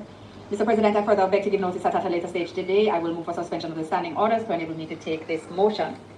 Mr. President, I also beg to give notice that at the next meeting of the Senate, I will move the following motions. 1, be it resolved that this Honourable Senate appoints a select committee comprising the following members: Senator Dr. the Honourable Dana Morris Dixon, Senator Shireen Golding, and Senator Donna Scott Motley, to sit jointly with a similar committee as appointed by the House of Representatives to consider and report its findings to this Honourable Senate on an act to facilitate the implementation of child diversion in the criminal justice system and for connected matters. Secondly, be it resolved that this Honourable Senate appoints a select committee comprising the following members: Senator Cavan Gale, Senator Rosemary Bennett Cooper, Senator Marlon Morgan, Senator Alan Bernard, to sit jointly with... Sorry, are we missing a member from your side on this? To sit jointly with a similar committee as appointed by the House of Representatives to consider and report its findings to this Honourable Senate on Green Paper number 1 of 2025, the National Policy for Culture, Entertainment and the Creative Economy 2025 to 2035. And thirdly, be it resolved that this Honourable Senate appoint a select committee comprising the following members: Senator the Honourable Kamina Johnson-Smith, Senator the Honourable Abka Fitz-Henley, Senator Cavan Gale, Senator Rosemary Bennett Cooper, Senator Donna Scott Motley, and Senator Keisha Anderson, to sit jointly with a similar committee as appointed by the House of Representatives to consider and report its findings to this Honourable Senate on the Domestic Violence Act. Mr. President, I further beg to give notice that at a later stage today, I will move for the suspension of standing orders in order to enable me to take those motions of which I have just given notice. Mr. President, I'm informative that only one member of the Senate so far has filled out the required alternative arrangements to be made for the conference to continue elsewhere on the building. On their behalf, will those sessions treated as a sitting of the Senate? Yes. It will be. I understand what you are saying, and the answer I know is... you are. You went to JC. And therefore the issue is that and the answer will is be yes. a good motivator. Yes, it will be a good motivator, and I am sure that lunch will... People like that, you know. I was prompted to come and listen to this.